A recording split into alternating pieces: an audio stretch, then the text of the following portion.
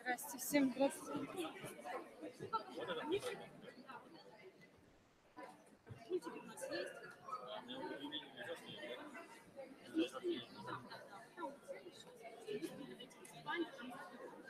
Артемий приняла.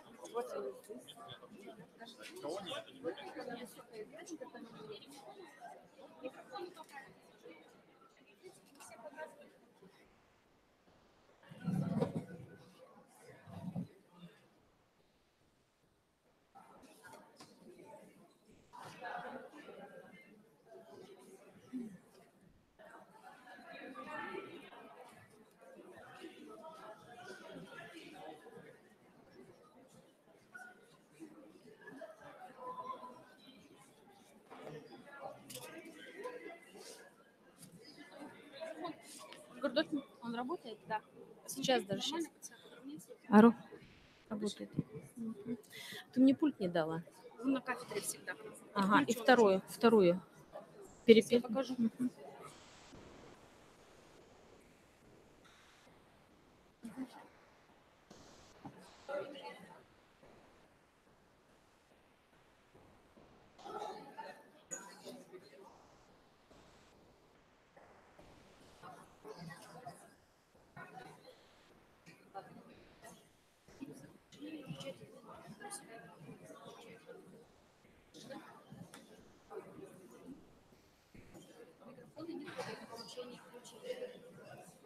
Не работает. В смысле, если я сержу, ему себя там выключать. Надо выключать вообще.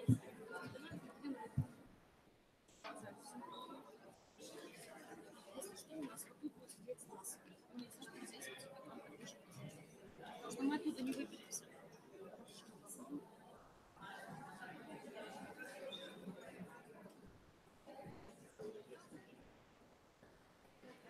Наши-то где? Николаевна, наши-то где? Наши кто? Зал. Все сзади. Все сзади. Сидят наши.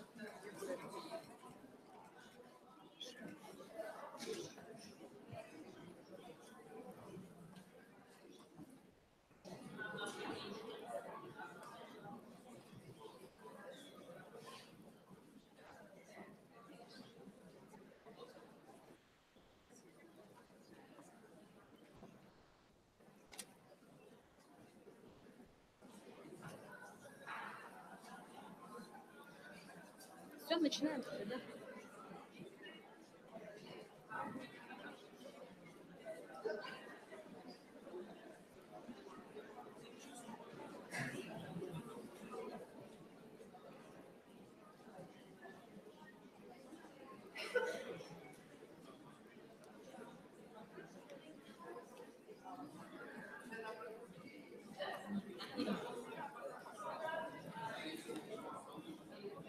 Уважаемые участники, занимаем свои места.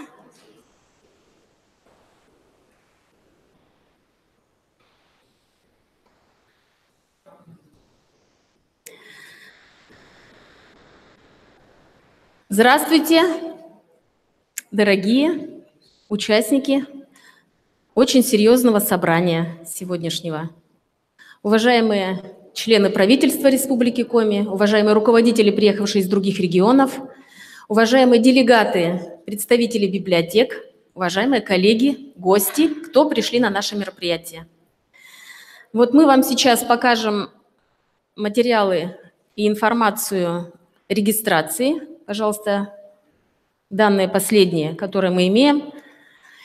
Вот эта география. Сегодня присутствуют у нас делегаты 24 регионов на нашем конвенте. 180 участников всего и 45 человек приехали к нам из других регионов. И зарубежные страны тоже присутствуют. Все наглядно видно. Кворум у нас есть. Градус, настрой деловой есть, поэтому я думаю, что мы можем начинать Наше мероприятие «Международный библиотечный конвент. Стратегические направления развития современных библиотек в контексте достижения целей устойчивого развития». Слово для приветствия предоставляется заместителю председателя правительства Республики Коми Наталье Алексеевне Михальченковой. Доброе утро, дорогие друзья, уважаемые участники, профессионалы. Я от имени правительства Республики Коми, главы Республики Коми, приветствую участников Международного библиотечного конвента «Стратегические направления развития современных библиотек в контексте достижения целей устойчивого развития», который организован и проходит в рамках второго Северного культурного форума. В эти дни в Сыктывкаре на площадке Национальной библиотеки Республики Коми и на других площадках форума будет работать очень широкое библиотечное сообщество и руководители, и специалисты федеральных, национальных, региональных, муниципальных библиотек, научных, библиотек образовательных организаций и общественных организаций.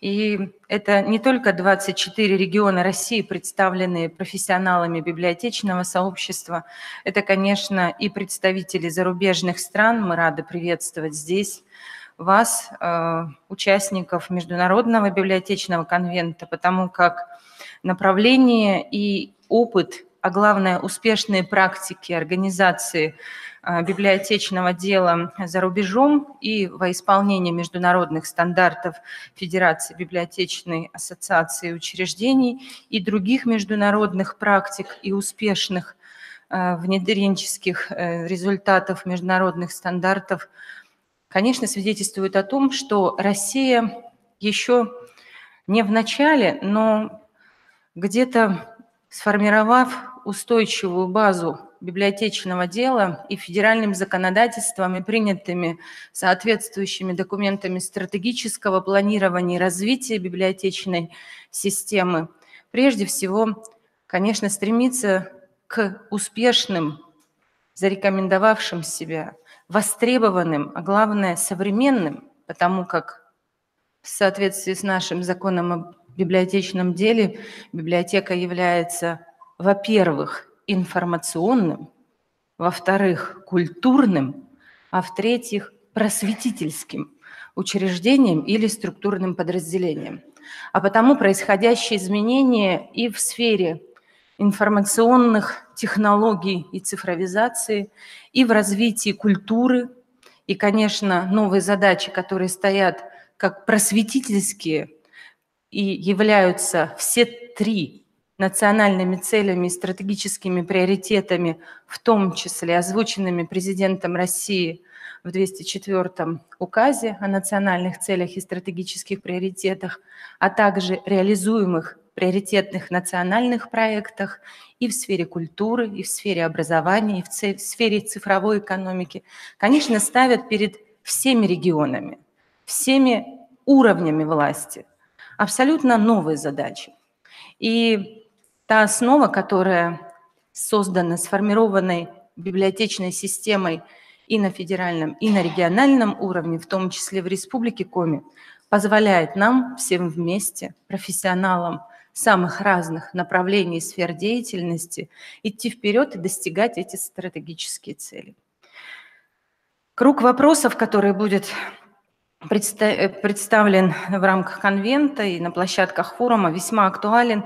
Это не только реализация национального проекта «Культура», это прежде всего обмен опытом работы по сотрудничеству и финно-угорских библиотек, и обсуждение перспектив работы по новым направлениям, связанным с культурно-просветительской информационной деятельностью библиотек. Важно, что будут обсуждаться и традиционные, и инновационные подходы к решению поставленных задач.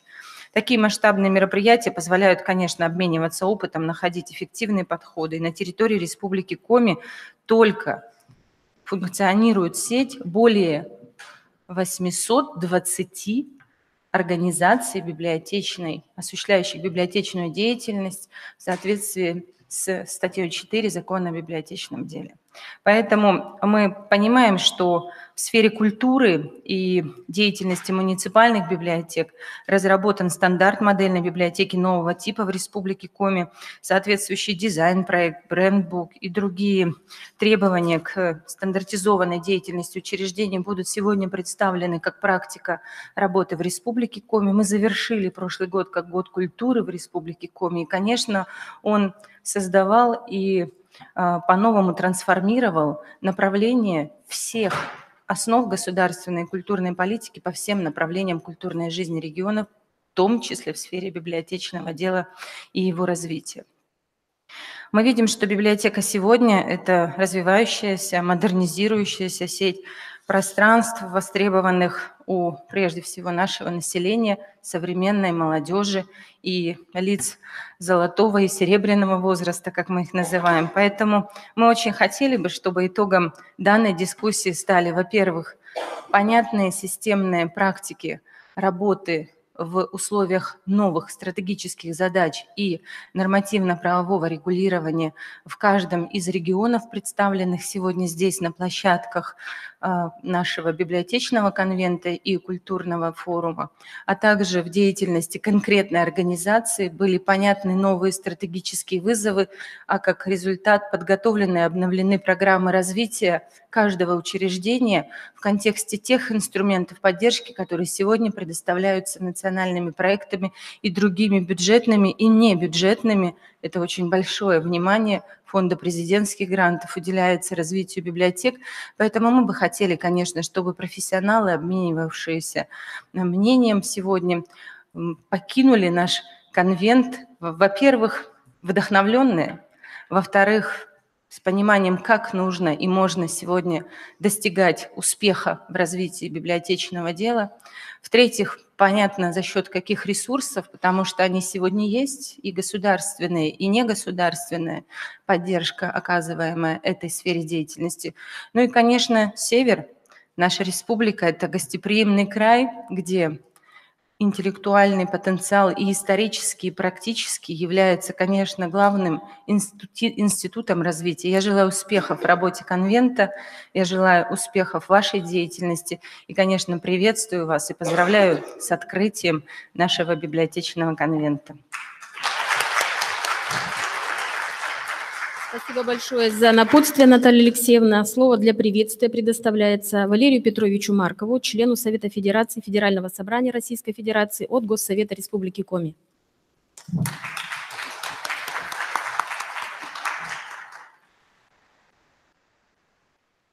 Поддипуктана Войтер, Мензевним Кайтонзес, Челомовнатианес, Тая Библиотекас. Дорогие друзья, мне действительно очень приятно поздравить вас всех с началом библиотечного конвента в стенах одной из старейших на северо-западе России библиотек. 181 год. Наверное, немного библиотек могут похвастаться возрастом такого рода или побольше. И тем приятнее, что столь много представителей регионов сегодня можно увидеть, услышать в этом зале. Приятно, что в последние годы вопросам культуры, культурного развития уделяется в России немало внимания. Год культуры, год театра, который начался, идет. И Совет Федерации внес предложение сделать следующий год годом народного творчества. И вот буквально на днях, выступая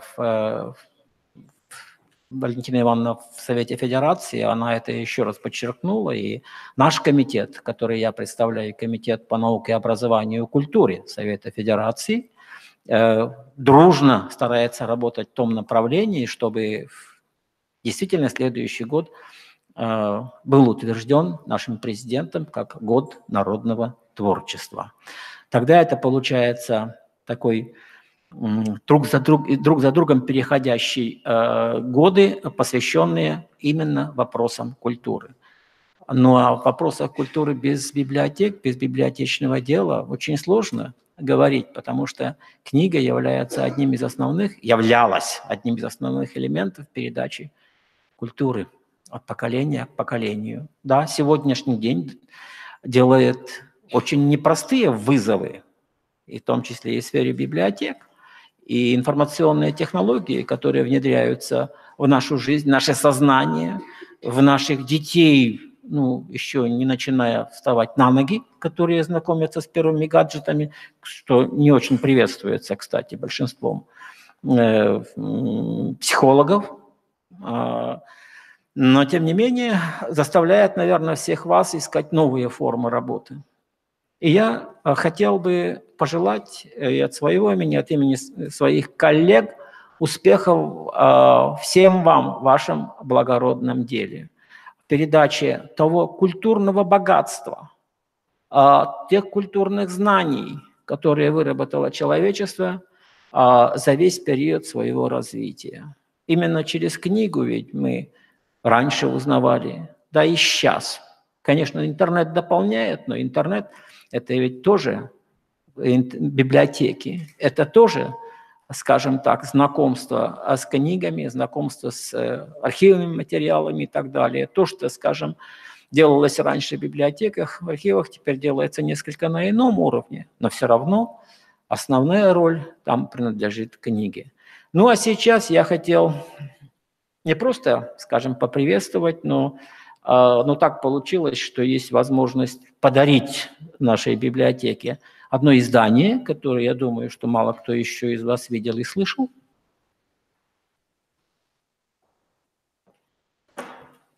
В России начали издавать 10-томник русской поэзии. Это его первый том. Это килограммов 5 весит один том на прекрасной бумаге. Вот, то есть из типографии еще не весь тираж получен, библиотека получает. Вот. Я надеюсь, что это будет таким очень хорошим подарком для всех нас, кто хочет познакомиться вот с тем богатством, поэтическим богатством, которое у нас есть.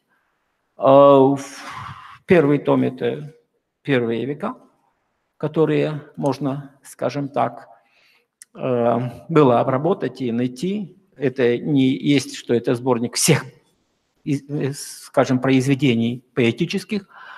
Он посвящен поэмам, но, тем не менее, я думаю, что это будет интересно для всех тех, кто любит библиотеки, кто любит книгу.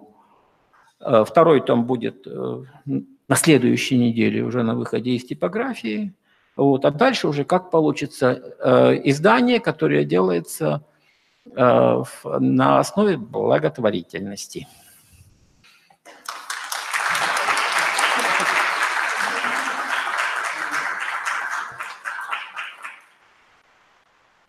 Став Бурсатьянла. Успехов, удачи всем вам.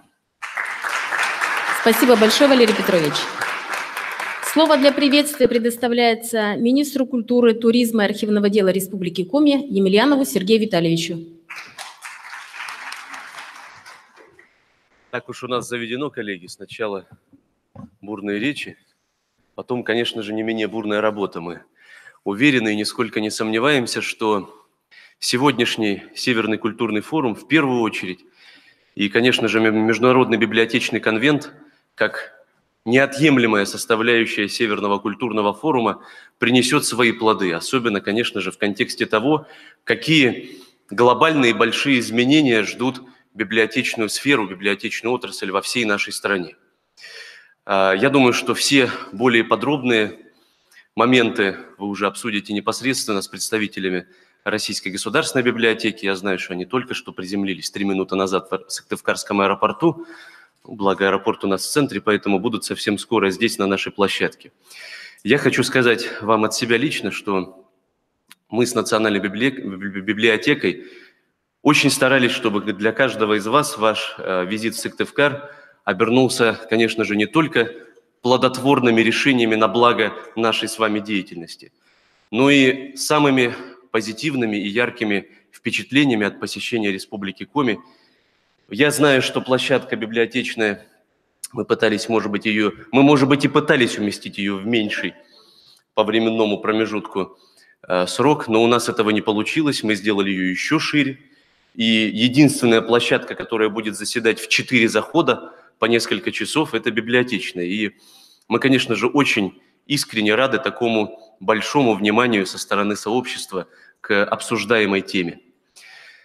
Но вместе с тем оставьте время на то, чтобы посмотреть на наш город, ознакомиться с богатой культурной программой, которую подготовили учреждения культуры Республики Коми, и насладиться гостеприимством нашего Севера. Я поздравляю вас с открытием Международного библиотечного конвента, Северного культурного форума. Успешной, плодотворной вам работы. Спасибо, Сергей Витальевич. И мы с вами уже можем начинать работать по программе. Но, как Сергей Витальевич сказал, поздним прибытием самолета наши гости из Москвы задерживаются несколько, поэтому я вам предлагаю начать с конца. То есть с моего сообщения, я думаю, что на данном случае будет уместным, мы расскажем, поскольку вы приехали в наш регион, в нашу гостеприимную библиотеку, значит, мы расскажем наш опыт. Поэтому я объявляю себя, директор Национальной библиотеки Республики Коми. Наш опыт нашего региона по созданию модельных библиотек или по реализации нацпроекта «Культура».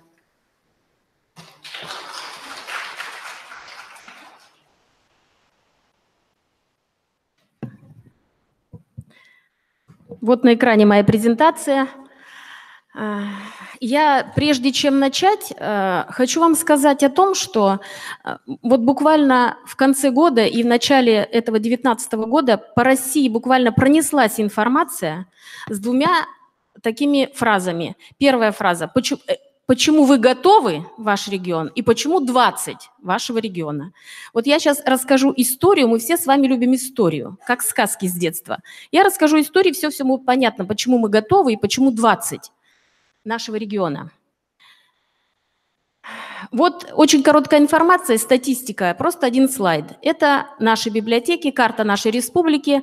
Вы понимаете, что плотность населения очень низкая, север, в самом настоящем смысле этого слова. От одной библиотеки до другой бывает по 150 и больше километров. И вот поэтому сеть, как для всех северов, понятно, она не многочисленна, не объемна по количеству. Начну с того, что в 2017 году, в конце года, 1 ноября, нашей библиотеке исполнился юбилей 180 лет. И на конференцию, на юбилейную, на нашу, приезжало очень большое представительство зарубежных стран, наших коллег, с которыми мы давно дружим. И вот на самом деле точка отсчета работы над образом библиотеки нового типа началась именно 1 ноября 2017 года. К нам приехала заведующая, директор сети библиотек небольшого города Вюрцбурга, Германии, Аня Фликер, и рассказала очень интересный момент, как они приходят к мысли сделать библиотеки нового типа и что для них означает новый тип библиотеки.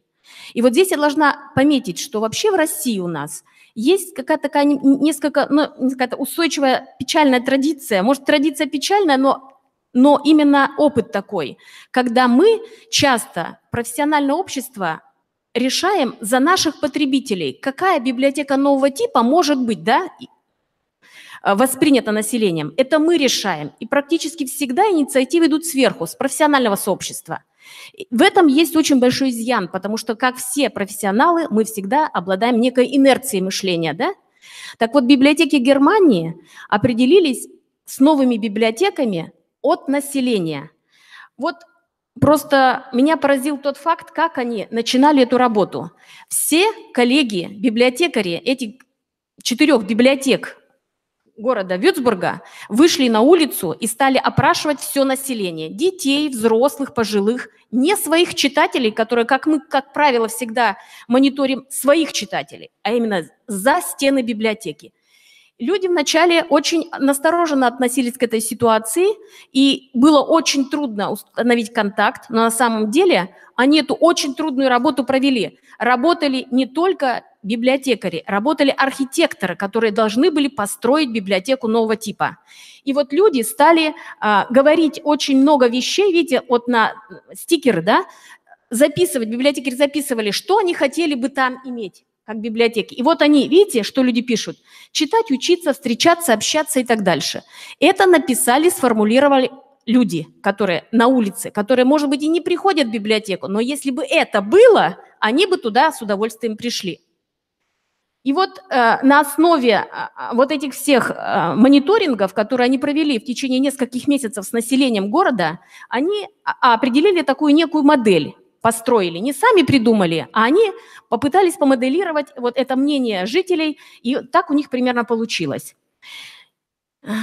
Когда мы услышали вот этот доклад, он был очень интересным. Первое мое общение с министром культуры после юбилея, после анализа проведенной работы в связи с юбилеем, состоялся разговор с Сергеем Витальевичем. И я ему рассказала вот эту прекрасную историю, и он даже фразы я не закончила, он сказал: мы тоже хотим создавать такие библиотеки нового типа в республике, давайте мы их будем делать. И вот такое как бы поручение сразу прозвучало устное. Ну, конечно, мы услышали зарубежный опыт, обратились к российскому опыту. Оказалось, к этому моменту, к 2018 году, у нас еще уже богатый опыт вообще-то в России построения этих библиотек нового типа. И что мы увидели? Что эти библиотеки нового типа создаются некой рабочей группой. Некая лидерская группа есть. Это группа ВКБИЛ и архитектурная группа, которая работает по заданию этой группы. То есть некое сообщество, которое уже создает библиотеки нового типа. Вот на первый Северный культурный форум, который тоже в марте прошлого года состоялся здесь в республике, к нам эта группа приехала, мы ее пригласили. Вот Топорков Михаил Александрович был, и он привез свою Аню Карпову, архитектора. И вот эта группа ходила по библиотекам и вообще отвечала на наши вопросы и рассказывала, какой опыт, какие они библиотеки построили, что там было важным, что там было необычным, с чем они столкнулись, какие препятствия, какие проблемы существуют в профессиональном сообществе, которые нам нужно преодолеть, чтобы построить эту библиотеку нового типа. У нас состоялся такой прямой контакт с Ольгой Александровной Андрон. Это как раз библиотека Боголюбова, уже известная всем профессиональному сообществу библиотечному, которая как раз была одна из последних построена вот этой группой. Библиотека нового типа. Мы с ней пообщались, она нам очень много тоже рассказала интересного. Мы пригласили также, нас поразил опыт санкт-петербургских библиотек. Вот побывав в декабре месяце на Санкт-Петербургском культурном форуме, мы заметили из всех сообщений, что там вот эти библиотеки нового типа тоже рождаются. Но в отличие от Германии, удивительно, там другая концепция создания. Они идут от памяти места. Вы же сами понимаете, что Санкт-Петербург – это просто историческое место, да? И каждая территория, где есть библиотека, у нее тоже есть память, историческая память Санкт-Петербурга. И они из этой точки памяти места выстраивают концепцию новой библиотеки. У них замечательные библиотеки, называется библиотека-город. Библиотека еще что-то. И вот мы пригласили специалиста одной из библиотек, которая нам очень понравилась. По сообщению в Санкт-Петербурге она приехала к нам, рассказала свой опыт. Ну вот что-то мы услышали, это, конечно, хорошо, но надо было еще посмотреть. Поэтому вот буквально через 2 месяца после Северного форума, в июне, у нас есть такой проект, который существует уже 11 лет. Это летняя школа сессий директоров ЦБС, когда мы выезжаем каждый год в июне месяце, мы ездим по регионам и смотрим опыт других библиотек. И вот наши директора выехали в этот день, в июне 2018 года, мы выехали, посетили Санкт-Петербургские 9 библиотек мы посетили. Самые выдающиеся, самые интересные, самые креативные, самые перевернутые в нашем сознании. И вот некоторые я покажу вам просто, буквально не все, но вот как у них построено пространство. Мы просто хотели посмотреть, как обживают читатели это пространство, как обживают книги это пространство, как там существуют электронные ресурсы, книги существуют, как там себя чувствует библиотекарь и читатель в том числе. Мы много чего увидели. Больше всего, конечно, нас поразила библиотека в торговом центре. Но вот есть и стационарные. Мы побывали в Выборге. Это самая знаменитая библиотека, построена финским архитектором, которая построена была 60 лет назад. Она до сих пор носит статус самой креативной, самой новой библиотеки. Вы представляете, 60 лет, и люди туда ездят и ездят в эту библиотеку. И каждый раз она удивляет всех, кто туда приезжает. Вот такие пространства, которые создают библиотеки для своих читателей в Санкт-Петербурге. И вот побывав, изучив, обобщив опыт зарубежных стран, изучив Санкт-Петербург, да, изучив еще другие опыты других регионов России, задание министра было выполнено. Оно обрело вот такой конкретный абсолютно документ, создан был, это стандарт библиотеки нового типа в Республике Коми. Мы его описали. Вот примерно структура у вас на экранчике, да. Вот мы постарались нашему профессиональному сообществу дать в руки инструментарий, чтобы они понимали, вообще в библиотеке при модернизации всегда меняются 4 библиотечные категории. Это информационные ресурсы меняются, это меняется персонал библиотеки, технологии меняется среда, то есть само пространство библиотеки, потому что от этого зависит, а потом взаимодействие с читателем. Именно вот это мы все описали в стандарте модельной библиотеки, чтобы показать и дать в руки каждому специалисту библиотеки, что такое описательную модель, да, образец вот этой библиотеки нового типа. Мы его написали, и самый важный момент, последний, там много приложений, которые помогают библиотекарю сегодня составить перечень необходимого оборудования, да, проявить компетенции библиотекаря, где учиться, по каким направлениям и так дальше. Но вот я обращаю ваше внимание вот на последний момент как раз, почему это, к слову, первой фразе, которую я сказала, почему вы готовы. Мы прописали последовательность процессов создания модельной библиотеки нового типа. Напомню, это был 2018 год. И вот прописали такой план действий по созданию модельной библиотеки нового типа в конкретных действиях. Что они вот должны? Вот они решили, да, сделать библиотеку нового типа. С чего надо начинать? Начинать надо с создания концепции этой новой библиотеки. Уж ваше дело, то ли вы будете мониторить читателя, то ли вы будете смотреть зарубежный опыт, приживется, что он у вас приживется и так дальше. Ну вот с этого момента вот и все прописали, весь процесс. Мы, конечно, ориентировали, что этот процесс рассчитан на 1 год. На 1 год. Потому что задача министра была такая. Мы хотим в 2018 году построить такие опытные образцы, модели. Причем прозвучало это таким образом, что мы должны создать каждый опытный образец в каждом муниципальном образовании, чтобы каждый муниципалитет имел такой пример, на который они могут ориентироваться. У нас муниципалитетов 20. Вот цифра откуда появилась. Почему 20 библиотек?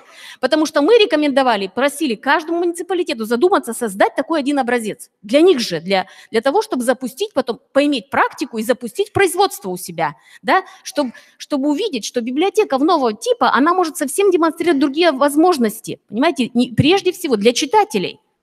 И вот первая такая, пионеры по созданию модельной библиотеки нового типа оказалась у нас районная библиотека, центральная библиотека села Карткирос. Вот несколько слайдов. Вот это слайды библиотека, какой она была до того, как сделали проект вот этой библиотеки нового типа. Сельский район, да? Вот она, в принципе, не так уже и плохо на самом деле, нам кажется. А вот это примерно как они, во-первых, ее сделали двухуровневой, да? Посмотрите. Какие пространства? Отличается ведь, правильно, по подходу, да? Смотрите, как красиво, как привлекательно. Каждая зона зонирована для каждой потребности своя среда, в которой люди уединяться могут, работать. Конференц-зал. Все в формате модульной. То есть это все может меняться, потому что зал один и тот же, да? Это один и тот же зал, я вам просто представляю в разных форматах. Да, значит, для того, чтобы нам еще дальше продвинуться в осознании профессионального сообщества, дать еще какой-то очень нужный инструментарий профессиональным библиотекарям, которые будут заниматься массово созданием таких моделей, значит, был заказан дизайн-концепт и бэндбук, то есть некая базовая модель, чтобы люди увидели вид сверху, то есть как образец. Мы взяли 2 модели. Это библиотека 60 квадратных метров, очень маленькая сельская библиотека в селе Нюхчим, как опыт, как образец, да? Примерно базовую модель. И ее помоделировали. И вторая модель – это библиотека побольше, 200 квадратных метров. Это вот как раз опыт самых библиотек, которые у нас есть, да? Вот 60 квадратных метров, пожалуйста, маленькое пространство, которое может обыгрываться, моделироваться вот так. Детская зона – это зона, которая предназначена для чтения, для занятий читального зала, и которая моделируется и под аудиторию. Значит, вот это 200 квадратных метров помещения одной библиотеки, например. Чаще всего встречающаяся модель, да? Вот помещение, как нам сделала архитектурная группа, предложила вот так помоделировать. Это одна и та же библиотека, даже окна обыгрываются и так дальше. Значит, и таким образом у нашего профессионального сообщества в руках появился стандарт, описательная модель, появился формат 3D, где они могли бы в проекции посмотреть вид сверху, сбоку, сзади, то есть как это все моделируется. И еще мы прописали, на самом деле, программу модернизации библиотек, рассчитанную на 3 года. Почему опять на 3 года? Потому что мы рассчитали, что в 1 год мы должны сделать вот эти 20 образцов библиотек. Это 1 год у нас уходит. 2-й год мы должны научить работать в этой системе новых библиотек, совершенно модернизированных, профессиональное сообщество, то есть персонал, который там предназначен работать. Примерно какое-то время, около года, они должны учиться наработать этот опыт, выстроить взаимодействие с читателями, с партнерами и так дальше. И вот 3-й год уже модернизации библиотек предусмотрен как запуск этой деятельности в массовое производство. То есть мы уже можем, в принципе, приступать к строительству, учитывая весь наработанный опыт, к размножению этого опыта модели. Вот эта концепция, вот этой модернизации на 3 года, программа. Вскоре прошла информация, что будет работать нацпроект, что рекомендуется создать такой проектный офис.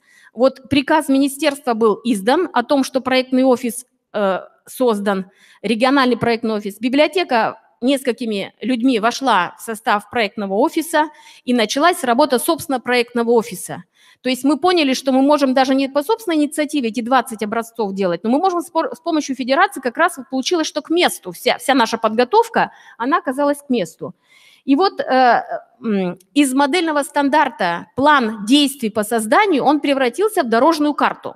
Проектный офис, то есть наши специалисты, разработали программу на весь год. То есть составили такой план действий, представили как дорожная карта, закрепили распорядительным документом Министерства культуры. Понимаете? И вот эти все процессы, которые мы прописывали в стандарте, как процессы, которые нужно сделать за этот год, да, мы изобразили вот такой дорожной карте с учетом, конечно, всех конкурентных процедур, которые надо соблюдать. Да? Вы помните, надо вначале вывесить информацию, провести там закупки, да, и то есть с учетом всех этих процессов составлена была такая дорожная карта. Дальше, понятно, что процесс сам не будет двигаться, поэтому следующий этап – это нужно было установить, сделать текущий контроль за реализацией этой дорожной карты. Поскольку библиотека национальная была объявлена проектным офисом по созданию модельных библиотек, то в библиотеке была организована такая работа очень важная. Первое время мы собирались с библиотеками вот в формате скайп-соединений 2 раза в неделю. То есть каждая из 20 библиотек докладывала, что они за этот период сделали, как у них сохраняются, как сроки, выдерживаются сроки дорожной карты. Консультировали, включались в вопросы финансирования, если включались в процессы работы с администрациями муниципальных образований. То есть полномочия проектного офиса абсолютно здесь были даны неограниченные. Мы выходили на управление органов культуры муниципальных заместителей муниципальных образований и очень четко с ними отрабатывали варианты, что это нужно делать, что дорожную карту нарушать нельзя. И вот, собственно, если вернуться вот к этой таблицы, то сейчас раз в неделю собирается наша группа, на такие скайп-соединения, уходит у нас порядка 2,5 часов на то, чтобы со всеми пообщаться, заполняется эта таблица потихонечку, и мы как-то движемся к процессу создания, и пока мы сроки эти, в принципе, мы не нарушаем. И вовремя сообщаем министерству, докладываем о состоянии исполнения дорожной карты. Ну вот, собственно, я вам очень коротко рассказала историю, как это в нашем регионе планируется, как это делалось, почему мы готовы и почему 20. А готовы были, потому что начали эту работу за год до того, как был объявлен нацпроект. Мы ничего о нем не знали, просто упреждая эту деятельность, оказалось так, что мы ее сделали очень вовремя. Я закончила свое сообщение. Если у вас есть вопросы? Есть вопросы? Да.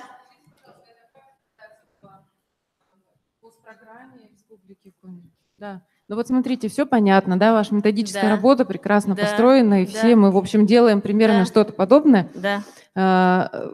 Какое финансирование предусмотрено на реализацию создания этих 20 пилотных, модельных как это соотносится с тем финансированием федеральным, которое будет предусмотрено по нацпроекту, потому что по нацпроекту это все-таки грант, это же конкурс. Вам мог бы ответить на это министр очень подробно. Я думаю, что сейчас пока только делаются прогнозы, как это будет решаться. То есть наша задача проектного офиса – выполнить все организационные задачи. Мы должны сделать эти модели и показать, сколько на это нужно денег. Вот смотрите, про деньги на разработку проектно-сметной документации Это муниципалитет. муниципалитетов. Муниципалитет. Они к ним как-то из уровня республики Нет, нет. поступают? Нет, Нет, они свои?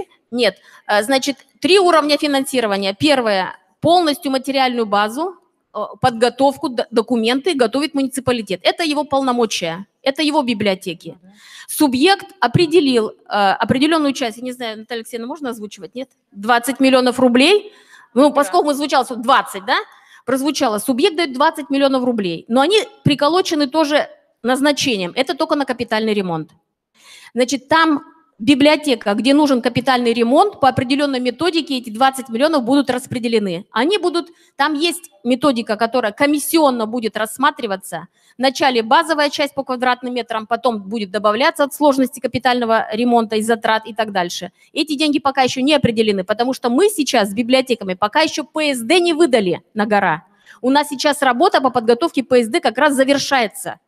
И каждая из 20 должна показать по ПСД, сколько денег на капитальный ремонт нужно. И будет субъект добавлять. Муниципалитет и субъект.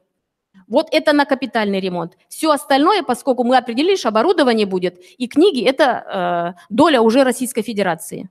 Мы на них не рассчитываем. Понятно, Ольга Рудольфовна, спасибо большое. Да. Извините, пожалуйста. Да, Свердловская область, Министерство культуры, первый заместитель. Я хочу, знаете, что понять. Вот вы определили 20 библиотек, 20 миллионов на 20 библиотек. Да. Но, тем не менее, сама по себе модель по каждой библиотеке, она определена как типовая? Нет. Не определена. Нет. То есть я правильно понимаю, что каждое муниципальное образование, исходя из того, как оно это видит, с Да. учетом тех Концепт. рекомендаций, Да. которые вы дали, Да, оно да, определит. да. То есть вы людей в деньгах не ограничили вообще? Нет.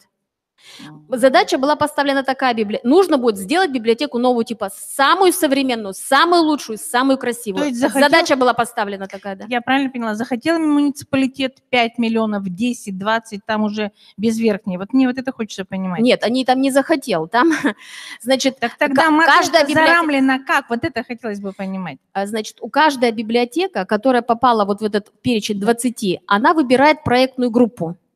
Дизайнеры предлагают концепт-дизайн вот этой библиотеки. На основании концепт-дизайна, дефектной ведомости, потребностей на капитальный ремонт, что там будет происходить в связи с тем, что дизайнеры предлагают, составляется проектно-сметная документация. Но все равно какая-то граница. Я все хочу понять, где граница поставлена в моделях. Вот это хочется понимать. Вы выбрали библиотеки, безусловно. Любой модуль, он имеет свои границы. Я думаю, когда библиотека отрабатывается архитектором, тех заданий на архитектор-проектирование делается с учетом возможностей.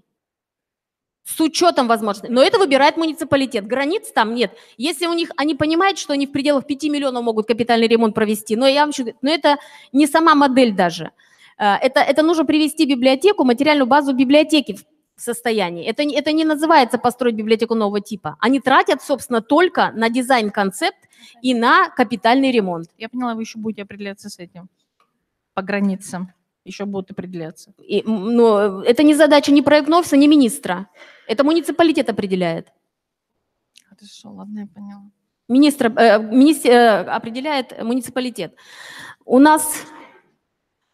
Ольга Рудольфовна, а можно вот да? в дополнение к этому вопросу, Да. правильно ли я поняла, что сейчас разработка дизайн-проектов в муниципальных библиотеках Уже завершается. и проектно-сметная документация идет за счет муниципалитетов? Да. Это целевые субсидии? Ну, я ведь не знаю, у кого как они определяют Как финансирование. Как у вас? Но у нас нет общего порядка, у всех по-разному. по-разному. У всех по-разному. Ну, то есть они сами для этого изыскивают Вот средства. послушайте, есть очень много ситуаций. Значит, первая ситуация. У них есть УКС определенная, у них есть кто-то, где-то инженерная группа, где-то архитектурная группа есть, где-то связи с нашим комиграждан-проектом. Кто-то делает бесплатно, но делают дизайн-концепт. Кто-то очень большую, половину мы заказывали в архитектурной группе БИЛ, которая работала и создавала по России. Это оказался самый нормальный, самый конструктивный, самый эффективный вариант. 9 библиотек у нас заказали дизайн-концепт. Они очень совсем недорогие оказались. Но архитектурная группа, имея опыт уже создания по России этих библиотек, настолько тесно сотрудничает с муниципальной библиотекой, насколько она внимательно смотрит, что хотят библиотеки, предлагает столько вариантов. И вообще это очень оказался эффективный вариант. Закатывает в других тоже проектных группах. Какие-то библиотеки оказались уже готовы, часть ремонтных работ у них выполнена. Им нужно только подстроиться под дизайн-концепт. Поэтому откуда они берут эти... Кому-то, в принципе, планово предусмотрен капитальный ремонт в ходе уже в бюджете 2019 года. У каждого муниципалитета своя ситуация. И они по-своему сами ее решают. Где-то находятся спонсорские средства. Да. Да. Хорошо. Значит, мы тогда предлагаем... Вообще-то у нас достаточно времени до 13:30. Мы специально подразумеваем, что у вас очень много будет времени на вопросы. Я предоставлю слово сейчас Детловской Анастасии Юрьевне, а Дуда Вадим Валерьевич, как оказалось, не смог сегодня вылететь, поэтому она одна принимает весь удар на себя, и все на ваши вопросы будет отвечать. Итак, Детловская Анастасия Юрьевна, пожалуйста. Уважаемые друзья и коллеги, если у вас будут вопросы после доклада, то, пожалуйста, поднимите руку, и специалист к вам подойдет.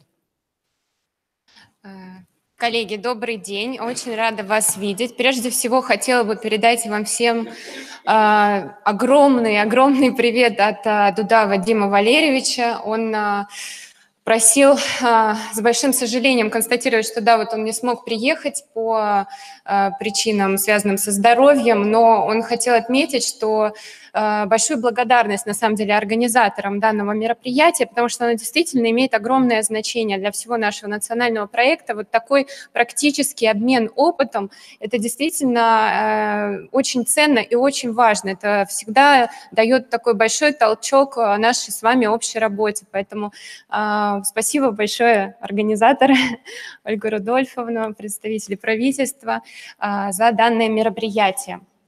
Понимаю большое количество насчет финансовых вопросов, вот, и тоже готова на некоторые из них ответить, но здесь действительно у каждого субъекта свой путь, поэтому тоже важно это понимать. Еще раз, за год у нас будет создано 660 муниципальных модельных библиотек. Куратор проекта Ольга Сергеевна Ярилова, заместитель министра культуры Российской Федерации, наставник нашего проекта Глория Перес Сальмирон, президент ИФЛА, руководитель проекта Вадим Валерьевич Ваньков, это директор департамента информационного и цифрового развития, курирующий библиотеки Минкультуры России, и, конечно же, руководитель проектного офиса Дуда Вадим Валерьевич, генеральный директор РГБ. Это такие основные ключевые фигуры, которые сейчас работают для того, чтобы проект состоялся наиболее эффективно.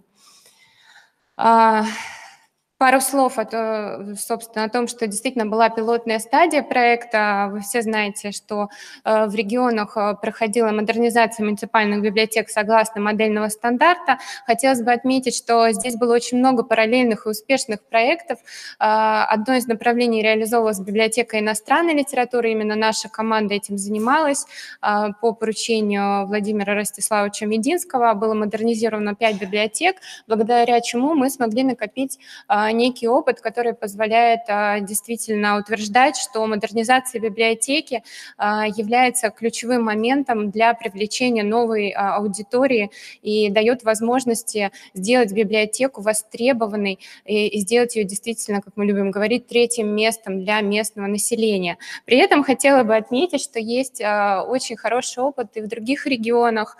В Республике Коми разработан свой модельный стандарт, на наш взгляд, очень эффективный тоже его применение. В Белгородской области все знаем примеры, в Красноярске и так далее. То есть этот весь опыт мы надеемся аккумулировать сейчас, потому что как раз создана у нас рабочая группа при РБА по разработке методических материалов для проекта и по другим важным вопросам. И мы надеемся, что все специалисты подключатся максимально и привнесут в проект свой опыт. Еще раз немного о финансировании. Из федеральных средств будет выделено 5 миллионов рублей на муниципальные библиотеки, 10 миллионов рублей на библиотеки муниципальные, имеющие статус центральных. При этом очень четко ограничено количество библиотек. В год 110 библиотек, 30 из них центральных. Субъект может подавать не более 20 заявок в год, и 6 из этих заявок могут быть на центральной библиотеке. Поэтому мы всем субъектам рекомендуем готовить к модернизации не только центральные библиотеки, но и обычные муниципальные, потому что количество ограничено, и если вы нацелитесь только на центральной библиотеке, возможно, вы просто не выиграете. Да? И поэтому нужно, конечно, обратить внимание на все библиотеки. Что же получат библиотеки за федеральные средства и за средства субъекта? Из федеральных средств на федеральные средства будут обновлены фонды, проведен текущий ремонт, приобретена мебель и оборудование, возможно проведение повышения квалификации персонала. Кроме того, будет оказана методическая поддержка со стороны РГБ и со стороны других федеральных библиотек, которые участвуют тоже в проекте, методическое его участие.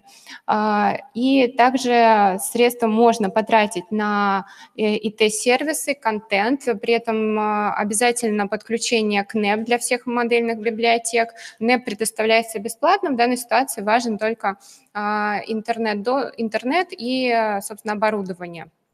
Вот. И, конечно же, наши виртуальные концертные залы мы рекомендуем тоже всем обязательно использовать в модельных библиотеках, потому что оборудование, которое заложено, позволяет это. Что необходимо профинансировать субъекту? Собственно, сам доступ в интернет, то есть проведение канала и оплата его использования, это на стороне субъекта, это обязательно. Капитальный ремонт, при этом капитальный ремонт, как уже мы всем говорили, он либо может быть сделан заранее, прецеденты такие есть, либо он может быть сделан именно во время проекта, то есть в год, когда вы подаете заявку, например. Комплектование. Подразумевается, что субъекты гарантируют комплектование как минимум на 3 года после завершения проекта. Гарантируется это с помощью предоставления соответствующих договоров заключенных или гарантийных писем, либо иных документов. Это очень важный момент, потому что в пилотах мы вот сталкивались с ситуацией, что библиотеки отремонтированы, но, к сожалению, на комплектование не поддерживает дальше учредитель. Это серьезная проблема, поэтому в этом проекте мы постарались подстраховаться вот, и учесть такие условия, что обязательно комплектование должно быть гарантировано. Вот. Ну и, конечно же, расходы на содержание библиотек. Мы тоже будем изучать выписки из бюджетов, сколько денег, в принципе, будет выделяться на эти библиотеки, потому что очень важно, конечно, поддержать и ставки персонала, и вообще текущие расходы библиотеки и так далее. То есть очень важно понимать, что проект не завершается после этого года, когда библиотека модернизирована, он продолжается дальше, и мы очень сильно рассчитываем на субъекты, что они будут поддерживать библиотеки, развивать их дальше и чувствовать, что это действительно их ответственность, потому что это действительно нужно их населению. Очень важный такой вопрос, многие задают. Нет, в проекте не заложено процента софинансирования. Это означает, что нет четкого процента, когда, например, федеральные средства 5 миллионов, и там 5% должно быть профинансировано со стороны субъекта. Здесь такого процента нет, есть только условия, которые должны быть выполнены, которые я обозначила: капремонт, доступ в интернет, поддержка на комплектование, текущие расходы, но как такового процента нет. То есть если у вас уже эти требования выполнены, значит, вы подаете, просто подтверждаете эти сведения, никаких средств дополнительных не вкладываете. Основные показатели эффективности, на данный момент они определены как посещаемость и обновление фонда. Эти показатели, безусловно, будут считываться уже после открытия библиотек. Понятно, что на конец текущего года у нас основной показатель – это сам факт открытия библиотеки, готовой согласно поданной заявке, выполнены все требования и так далее. Дальше обязательно мы будем осуществлять мониторинг и смотреть эффективность вообще работы этой библиотеки, какая посещаемость, увеличилась ли она, обновляются ли дальше фонды. И это действительно такие основные важные критерии. Они могут и будут, возможно, дополняться, но на данный момент это основные. Пару слов еще раз о нашем проектном офисе. Нашей основной задачей является методическая поддержка в реализации проекта, разработка методических материалов, разработка обучающих программ, и все эти важные вопросы мы решаем вместе с другими специалистами отрасли на базе РБА, собираем специалистов. Очень благодарна уже тем, кто принял участие в нашей работе. Вот я вижу здесь коллег из региональных библиотек, которые уже приняли участие в работе. Мы эту работу продолжим, и очень важно понимать, что это общее дело, которое невозможно реализовать посредством какой-то одной организации. Поэтому мы всегда призываем всех активно участвовать в каждом процессе, который происходит. То есть если вы видите какие-то неровности, у вас есть какие-то конкретные предложения, как улучшить реализацию проекта, мы все с радостью выслушаем, принимаем вот эти отзывы обязательно на почту, на нашу по телефону и сразу их используем. Поэтому, коллеги, пожалуйста, почувствуйте себя участниками этого проекта с обеих сторон, потому что кому как не вам на месте знать, где какие проблемы и сложности могут быть. Пожалуйста, откликайтесь, пишите и говорите нам. Вот, обеспечивать централизованные сервисы на базе НЭП – это тоже наша задача. Мы сейчас готовим специальную подборку материалов именно на странице НЭП. Скоро будет у нас опрос по муниципальным библиотекам, что бы они хотели видеть в НЭП, и стараемся именно посмотреть на НЭП со стороны муниципалов, что востребовано будет на месте. И, конечно же, мы обеспечиваем мониторинг и ежегодный отчет. Я думаю, Ольга Рудольфовна уже рассказала такую стратегию субъекта о том, что делает субъект сейчас, чтобы реализовать проект. Еще раз хотелось бы акцентировать внимание, что можно разделить условно на 3 этапа: подготовка к участию в проекте, реализация проекта и постпроектный этап. То есть сейчас все субъекты, все мы находимся на этапе подготовки к участию.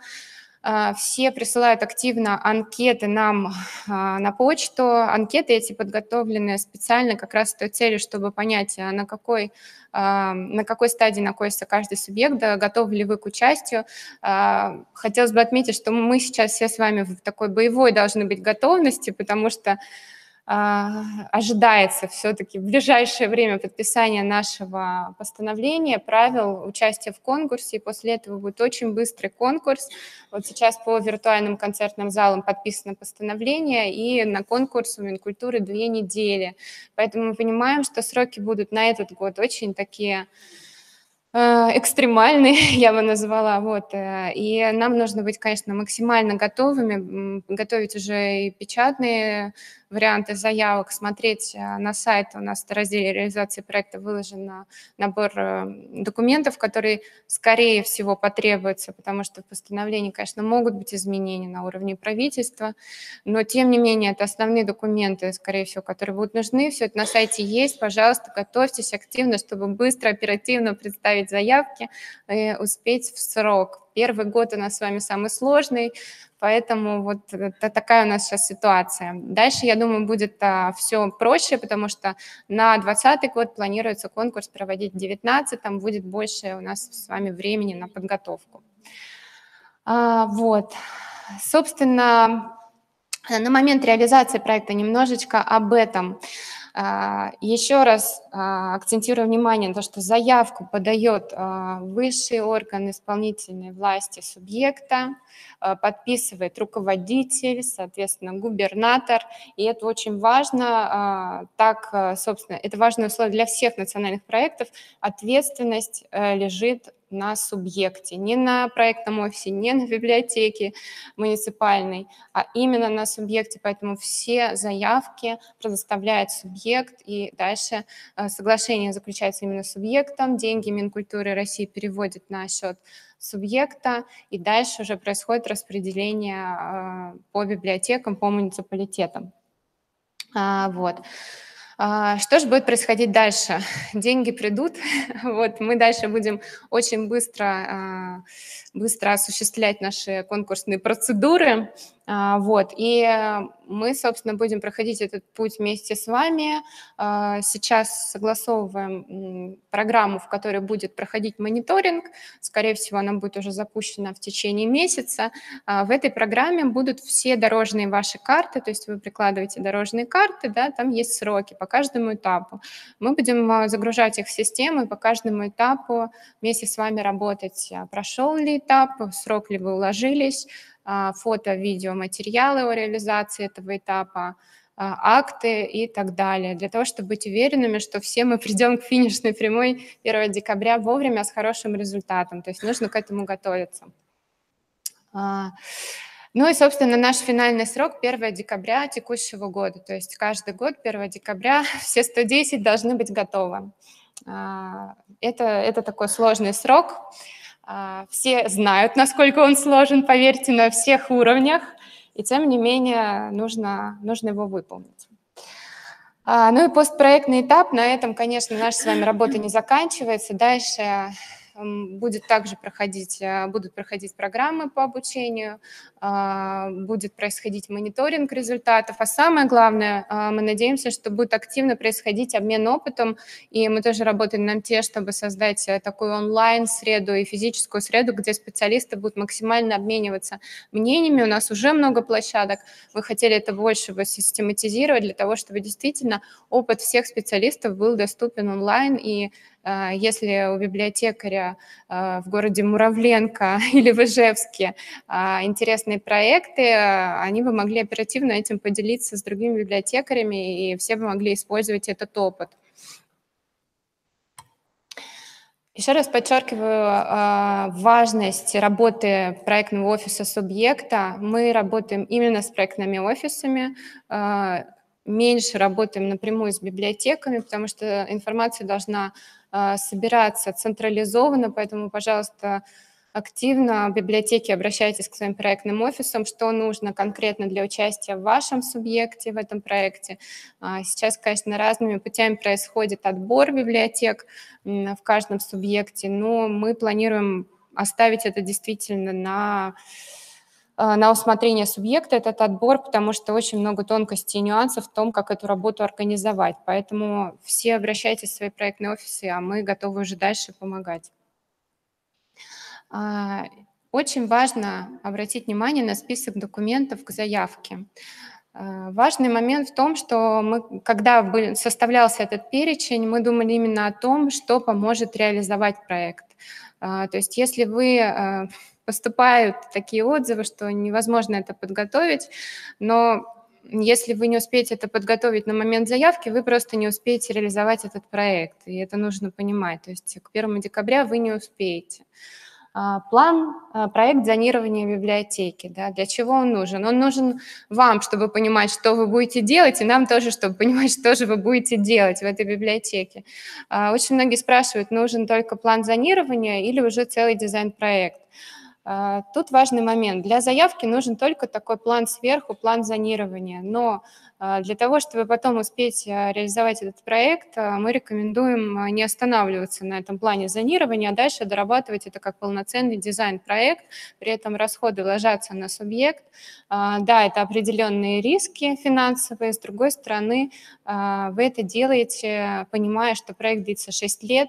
Если заявка не выиграет в этот год, она выиграет в следующий год, если она хорошо подготовлена. Задача, безусловно, покрыть все субъекты Российской Федерации. Поэтому не нужно останавливаться, готовьте максимально хорошо все документы для того, чтобы потом действительно реализовать этот проект. Это очень важно. План мероприятий по развитию компетенций и повышению квалификации основного персонала. На данный момент все составляют эти планы, исходя из того, какие курсы есть учебные в данный момент в областных библиотеках, федеральных, других организациях. К середине этого года будет уже доступен список рекомендованных курсов, которые вы также сможете использовать. При этом у нас будут курсы как дистанционные, так и очные, то есть оба варианта возможны. И это очень важно. Планируемый объем пополнения фонда – это то, о чем я говорила, то есть гарантия субъекта о том, что фонды дальше будут пополняться. И важный тоже пункт – обоснование статей сметы расходов. В данном пункте понимается сама смета расходов. Много вопросов, какая же это должна быть смета. Смета должна быть все-таки максимально детализирована. Понятно, что мы не указываем марки какого-то оборудования, мы указываем наименование, основные характеристики, количество и стоимость. То есть, например, если у нас там мебель, то мы не пишем одной строкой «мебель 2 миллиона», да, мы пишем количество стульев, шкафов и так далее, чтобы мы понимали все-таки, что же вы планируете на эти деньги приобрести. И, соответственно, после этого будем смотреть, что вы по факту приобрели. Отклонение стоимости, конечно же, возможно, от этого никуда не уйти, но мы думаем, что они должны быть разумными, да, там 10-15%, это вполне нормально. Если это будет больше, вы просто, я думаю, сможете нам это обосновать, когда этот этап мероприятия реализуется, и вы направите нам отчет. И тут очень важно еще тоже такой момент. Нам не нужны в итоге коммерческие предложения и так далее, но мы очень советуем вам их готовить, смотреть, какие поставщики есть в вашем субъекте, кто сможет участвовать в ваших конкурсах, кто сможет реально поставить, потому что вы выигрываете, вам приходят деньги, дальше мы упираемся в конкурсные процедуры, чтобы их быстро провести, нужно уже быть готовым полностью ко всем этим моментам, поэтому, пожалуйста, сразу готовьтесь уже к конкурсу. Ну и, конечно, дорожная карта со всеми сроками – это очень важный для нас момент, чтобы мы поняли, что вы действительно уложитесь. Реально смотрите на сроки, в которые вы будете укладываться. Ну и полный, опять же, пакет документов доступен на сайте новабиблиотека.рф. Что уже сейчас есть в помощь субъектам? Опять же, наш сайт, очень просим его изучать тщательно, он постоянно обновляется, там очень много актуальной информации. Очень просим ориентироваться именно на наш сайт, а не на сайты поставщиков мебели, которые уже некоторые вывешивают какую-то информацию вроде «подготовим вас к участию в нацпроекте», не на какие-то еще другие сайты, потому что это просто ваш риск будет, лучше смотрите на официальные ресурсы. Уже, собственно, тоже сейчас доступна концепция модернизации муниципальных библиотек и методические рекомендации. Эти материалы были разработаны группой экспертов при РБА, одобрены Ольгой Сергеевной Яриловой. Это важный пакет документов, который уже сейчас можно использовать. При этом я хочу подчеркнуть, что проект у нас с вами очень живой и динамичный, поэтому материалы будут дорабатываться, обновляться и тоже выкладываться новые версии. Мы призываем всех внимательно тоже к ним отнестись. Если у вас есть какие-то тоже дельные предложения, чем бы можно было дополнить эти материалы, пожалуйста, присылайте. Но главное, очень конкретно. Потому что просто критика, она ничем нам не поможет, а дельные предложения нам помогут очень. Консультирование по почте. Всех просим писать на почту. Действует также телефон, но не всегда есть возможность всем субъектам ответить, поэтому рекомендуем использовать электронную почту. Рассылка. На сайте есть кнопка «Подписаться на рассылку». Пожалуйста, все подпишитесь на рассылку, потому что сайт часто обновляется. Если какие-то кардинальные изменения, мы делаем рассылку, и вы быстрее узнаете о том, что что-то поменялось. Ну и, конечно, мы планируем обучающие разные программы, и первое – это будут такие просто вводные вебинары по текущим вопросам, потому что вопросов всегда очень много. Иногда сложно просчитать, хочется именно услышать, поэтому мы с апреля планируем вебинары по разным совершенно тематикам. Тоже информация вся будет на сайте, не пропустите, подпишитесь на рассылку, и вся информация у вас будет. Конечно, будет и много других тоже сервисов, услуг, уже НЭП, о котором я говорила, обучающие программы, конференции и так далее. Ну и, собственно, закончить хотелось бы тем, что этот проект направлен на людей, на наших с вами посетителей. Поэтому основное, чем мы занимаемся, это ищем, собственно, свое место в этом информационном мире, зачем нужна библиотека, что она может дать своему населению. И нам бы, конечно, хотелось, чтобы итогом всего проекта стало то, что все посетители могли бы сказать, как наши юные посетители пилотных библиотек, что библиотека – это очень-очень-очень круто. Вот, поэтому давайте все к этому стремиться. Это наша общая с вами работа. Вот, еще раз наши контакты. Готовы ответить на вопросы. Уважаемые участники, вот девушки с микрофонами стоят, пожалуйста, задавайте вопросы. У нас есть практически час времени. Анастасия Юрьевна. Совместный с вами, я надеюсь, потому что к вам тоже много вопросов было. Да. Нет, я не забыла, конечно. Анастасия Юрьевна. Слышно, да, меня? Добрый Здравствуйте. день. Да, Архангельская область. Я хотела спросить, скажите, пожалуйста, тут уже окончательное решение по привязке размера субсидии к статусу библиотеки, потому что изначально была версия привязки к квадратным метрам. Это очень старая версия, да, на данный, я думаю, что это вряд ли поменяется, потому что ни в одной версии проекта постановления это не вычеркивалось, поэтому я думаю, она окончательная. Спасибо. Ну, про площадь хотелось бы тоже сказать, что у нас действительно нет четкого критерия площади, очень библиотеки разные, но все-таки некая обоснованность вложений должна быть, потому что действительно 40 тысяч библиотек и всего 660 мы делаем, когда библиотека присылает заявку, точнее субъект на библиотеку 30 квадратных метров и 5 миллионов рублей, все-таки зачастую это кажется не очень обоснованным. Поэтому все-таки стараемся рассматривать библиотеки от 100 квадратных метров. Есть такая рекомендация. Конечно, могут быть исключения, но, тем не менее, нужно соотносить. Позвольте вопрос. В рамках нацпроекта есть пункт, который говорит о переподготовке работников культуры. Сейчас определяются вузы, точнее, они определены, разбиты по годам, в которых будет идти переподготовка. Это касается каждого субъекта. Вот с учетом того, что у вас на слайде вот была информация о том, что будете продумывать, как это реализовывать, у меня такой вопрос. Учтены ли в этих вузах, которые сегодня Министерство культуры предполагает, где будут переобучаться все виды работников культуры, именно библиотечное направление? Или это у вас будет какая-то отдельная штука, не касающаяся национального проекта? Потому что пока я вижу, там в основном консерватории, там в основном там Гнесинка там, и так далее, шикарные вузы, но я не вижу библиотечного направления, и мне кажется, здесь есть некий разрыв, потому что здесь мы тоже говорим вроде бы как о нацпроекте, но стыковка такая, балансирующая. Да, ситуация такова, конечно, что действительно важный вопрос, важный разрыв сейчас есть. В основном все-таки упор делается на переподготовку на базе библиотек, которые имеют лицензию на проведение таких программ. Но, конечно, с вузами тоже будем работать, но такое ощущение, что это будет более долгий процесс.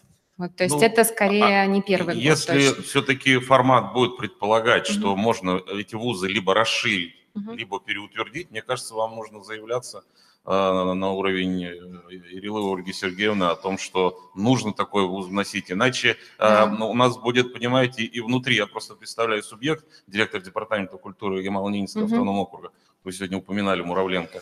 И, понимаете, тут будет какой дисбаланс? Нам же нужно выполнить свою квоту, условно там у нас на регионе 117 человек, без привязки к специальности. Соответственно, если такого вуза не будет, мы будем свои условно 117 человек, там, допустим, это будут музыканты, допустим, это будут другие направления, а вот библиотечная останется не в теме только лишь потому, что нам негде. Это очень важный вопрос, и, кстати, мы его можем не только мы поднять, но и вы, потому что все знают, что Ольга Сергеевна завтра будет здесь. Вот, и если коллеги согласны, мне кажется, нужно этот вопрос ей еще отдельно тоже задать, потому что это, конечно, вопрос высшего уровня, но и мы со своей стороны тоже будем над этим работать. Спасибо большое, что обратили еще раз на это внимание, это очень важно. Спасибо. Всем участникам я хочу сказать, что у нас мероприятие транслируется в режиме реального времени, поэтому очень много включений по России, и вы потом сможете еще посмотреть в записи. Так что не волнуйтесь, все вопросы, ответы, которые Анастасия Юрьевна сегодня дает, мы и сможем напомнить, как она отвечала. Да, ну я, к сожалению, не могу быть истиной в последней инстанции, в решении этих вопросов, поэтому, опять же, проект общий, поэтому давайте вместе об этом говорить на важных площадках и нашим руководителям. Я просто хочу сказать, что наша аудитория сегодня значительно больше, чем только в этом зале. Сегодня вас очень много слушают, поэтому как только вы вернетесь в Москву, у вас начнутся звонки и контакты. Спасибо. Еще вопросы, коллеги? Давайте активнее, время идет. Пожалуйста. Город Ухта, директор централизованной библиотечной системы. Ольга Григорьевна. Можно вставать или не вставать? Вы знаете, это не только меня интересует, моих коллег тоже. 1 декабря мы должны завершить наш проект. Скажите, пожалуйста, более конкретно, когда он начнется, когда можно и когда завершится этот конкурсный отбор? Скажем так, внутренние у нас есть сроки. В апреле подписать соглашение на перевод трансфертов. Да. Я видела, Простите, что соглашение с кем подписать? Подписать Минкультуры подписывает с правительством, то есть с субъектом, с тем, кто подает заявки. Да. Я видела, как это происходит в других проектах в рамках культуры. Обычно действительно происходит очень быстро. Ну, то есть коллегам приходилось работать активно в течение выходных, и я думаю, что в КОМе тоже уже был прецедент. Вот я знаю, очень оперативно подписывали соглашение, поэтому, в принципе, срок еще пока этот реален, в апреле заключиться.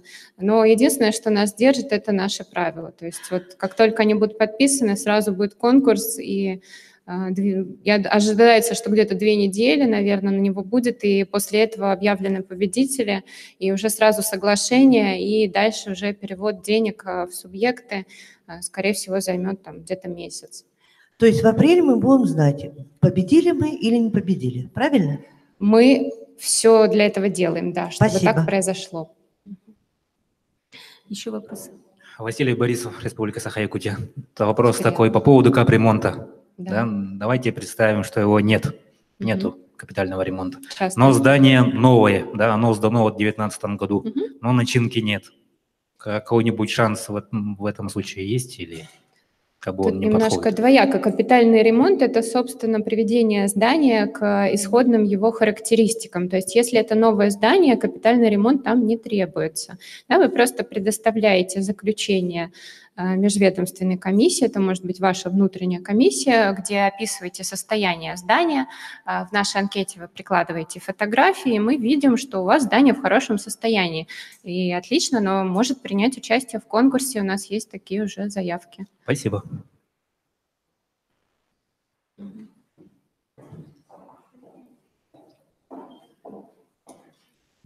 Спасибо. Екатеринбург, Свердловская областная библиотека.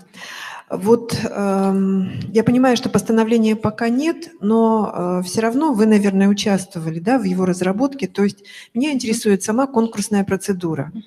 В той анкете, которая сейчас, даже не анкета, а перечень документов, который на вашем сайте выставлен, да, то, что библиотеки должны будут подготовить, там порядка 10 документов, связанных с бюджетом, с БТИ там, и так далее. Да. И, собственно говоря, вот сегодня никак не звучит такой вопрос. Подготовка непосредственно концепции модернизации библиотеки и мотивационного эссе. Как-то вот на дизайн-проектах сосредоточились, какой удельный вес будет вот примерно каждого пункта требований, которые сейчас изложены, в конкурсной процедуре? Не очень понятно спросила, да? Нет, абсолютно понятно. Действительно, у нас в проекте постановления есть балльная система, то есть определенные пункты, за каждый пункт начисляются баллы. Почему мы ее нигде не презентуем? Потому что постановление не утверждено, и Минкультура совершенно резонно просит нас об этом не говорить, потому что могут быть все-таки коррективы на уровне правительства. То есть то, в чем мы практически уверены, не изменится, мы об этом говорим. То, что может измениться, мы как бы не говорим. Но на самом деле значение имеют действительно и эссе, и концепция модернизации, и план зонирования, и дорожная карта, и смета. Смотрим, конечно, на доступность для людей с ОВЗ помещения, на количество ставок. Все это вместе оценивается, определенные баллы по каждому пункту возможны. И, исходя из этого, комиссия будет принимать решения. Комиссия будет состоять из сотрудников Минкультуры и экспертов отрасли. Ее мы пока не собрали, потому что нет постановления. После подписания сразу же будет собрана комиссия, которая будет оценивать и отбирать. Это понятно? Ну, то есть это понятно ответ. Хорошо. Вопросы? Кто конкретно? Да, да, пожалуйста, микрофон Это возьмите. хорошо же. На что не смогу ответить, уточню Да, у коллег. мы на уровне своего региона уже давно приняли решение, и практически 98% комплектования закрываем за счет денег субъектов. То есть мы давно поняли такую политику, она более правильная, и мы, в общем, давно этим занимаемся. Там, за первые 5-7 лет мы вложили там 100 миллионов только в комплектование. Страна должна знать своих героев. Пожалуйста, крупным планом. Вопрос, я не хвастаться на самом деле хотела, немножечко по-другому. Но это просто действительно очень Вопрос у меня в чем? Здесь у вас была презентация о том, что нужно показать на 3 года вперед по комплектованию. Да. Муниципалитет этого не покажет. Потому что, нет, я говорю сейчас про свое муниципальное образование, потому что деньги выдаем мы, а сумма у нас стоит общая, да, там, условно там, 5 миллионов рублей. И каждый год мы смотрим, исходя из особенностей, из возможностей, кому сколько из этих условно 5 миллионов, кому сколько чего раздать. Как муниципалитет сможет подтвердить свою заявку на 3 года вперед? Это первый вопрос. Но второй, он такой, может быть, немножечко некорректный и смешной. Ну и что будет, если он в 3-м году не покажет деньги на комплектование? То есть покажет, но их по факту не будет. Не будет. Значит, первый вопрос очень тонкий, потому что на самом деле его можно с другой стороны развернуть. Сейчас во всех документах звучит обязательство как раз субъекта, не муниципалитета. Связано это с тем, что заявку подает субъект, и национальных проектов ответственность несет субъект, не муниципалитет и никто иной. То есть мы будем гарантом того, что в этой библиотеке будут деньги на комплектование. У нас часто, честно говоря, поступают обратные вопросы, то, что субъект не может предоставить такие подтверждения, а только муниципалитет, потому что все деньги из муниципалитета. Мы много раз обсуждали этот вопрос с Минкультуры, и, собственно, связано, опять же, с тем, что национальный проект, субъект-гарант, Минфин строго настаивает на таких формулировках, соответственно, максимально предоставляем гарантии как раз от субъекта. Если нет гарантии от субъекта, конечно, это печально, но мы пытаемся предоставить то, что есть. То есть это конкурс, будет рассматриваться общая ситуация. Те регионы, у которых есть гарантия субъекта, они, конечно, тоже получат выше балл по этому пункту. То есть это хороший, очень хороший знак, то, что субъект отвечает за эту статью, потому что в основном обратная ситуация. Спасибо. Вот. А если нет, что будет, если нет? Я думаю, что будет на всяких наших встречах с руководством Минкультуры. Я знаю, такой бывает список тех, кто хорошо себя проявил, а тех, кто плохо. Вот, то есть я думаю, что найдутся способы. До такого не дойдет, это я. Да, мы надеемся, что все серьезно относятся к национальным проектам, и если дают свои обязательства, то они их исполняют. Если нет, то, конечно, я думаю, реакция будет. Мы дадим точно. Поэтому полбалла, может, мы уже сегодня и заработали. Спасибо. Спасибо. Вопросы? Коллеги, время идет. Давайте активнее. Мне к трибуне стать? Или как рассказать? Мне кажется, нужен отдельный какой-то мастер-класс от Коми. Я могу... Это не Коми, это... Что? У вас какой регион, извините? Ямало-Ненецкий. Ямало-Ненецкий, извините. Ямало-Ненецкий. У нас тут и Коми, и Ямало-Ненецкий. Да, у нас сегодня прям вот Мы в одном месте, там вот где выше Воркуты, прям соседничаем, у нас территория там смежная. Значит, ну, примерно расскажу, так вкратце, если интересно. Значит, в 2010 году, когда поступил на работу в субъект 9 лет назад, состояние библиотечной отрасли, ну, было такое несколько печальное, и вот мой принцип все-таки вкладываться туда, где больше всего проблема. Поэтому нам стоило большого труда убедить правительство, и мы начали комплектовать там 25 миллионов в год в начале, потом 20, потом были софинансирования муниципальных образований. Ну и вот таким вот образом ситуацию, в принципе, изменили. Фонд был очень плохой, много ветхоаварийного, там, знаете, дублетного там и разного-разного. То есть мы пробовали разные подходы именно в формировании и комплектовании, тоже здесь были споры. Но в любом случае, когда есть деньги, да, двигаться намного веселее и легче. Да. Поэтому, в принципе, на мой взгляд, сейчас у нас достаточно хороший фонд. Мы его оставили на том же уровне, я имею в виду по количеству, потому что долго боролись, сколько же его нужно, там, 1 600 000, 2 миллиона, сколько у нас площади позволяют. И извечная проблема, когда кричат, нельзя списывать. Я хожу, всех заставляю, списывайте. Вот, поэтому, в принципе, несмотря на такое большое количество вложений денег, по фонду мы остались примерно на том же уровне. Мы его просто вычистили. И никаких преград, и никаких препонов мы не ставим для списания, неважно какой-то процент, потому что кто-то говорит, там нельзя 3%, нельзя 5%, нельзя 7%. Ну, подождите, если мы работаем для населения, какая разница, какой процент? Должен быть нормальный фонд. Его нужно приводить в порядок, а не проценты измерять. Так, я уже жалею, что я не заявился с докладом. Да. Я могу без презентации, без подготовки долго говорить про библиотеки, потому что сам прошел очень длинный путь. На самом деле, я в 2010 году плохо разбирался в библиотеках. И когда я начал в них разбираться, я их полюбил, и мы их меняем. Мы их меняем. Вы прямо герой сегодняшнего мероприятия. Спасибо большое. Да, хорошо. Библиотек как сетевых или юрлиц? Сетевых 87. Нет, сетевых. ЦБС, у нас 13 муниципальных образований, соответственно, 13 ЦБС. Плюс одна национальная библиотека, которую мы намного раньше, чем вступил у нас в проект, мы ее сделали классной. У нас есть коллеги, которые здесь присутствуют, которые были. Правильно я говорю?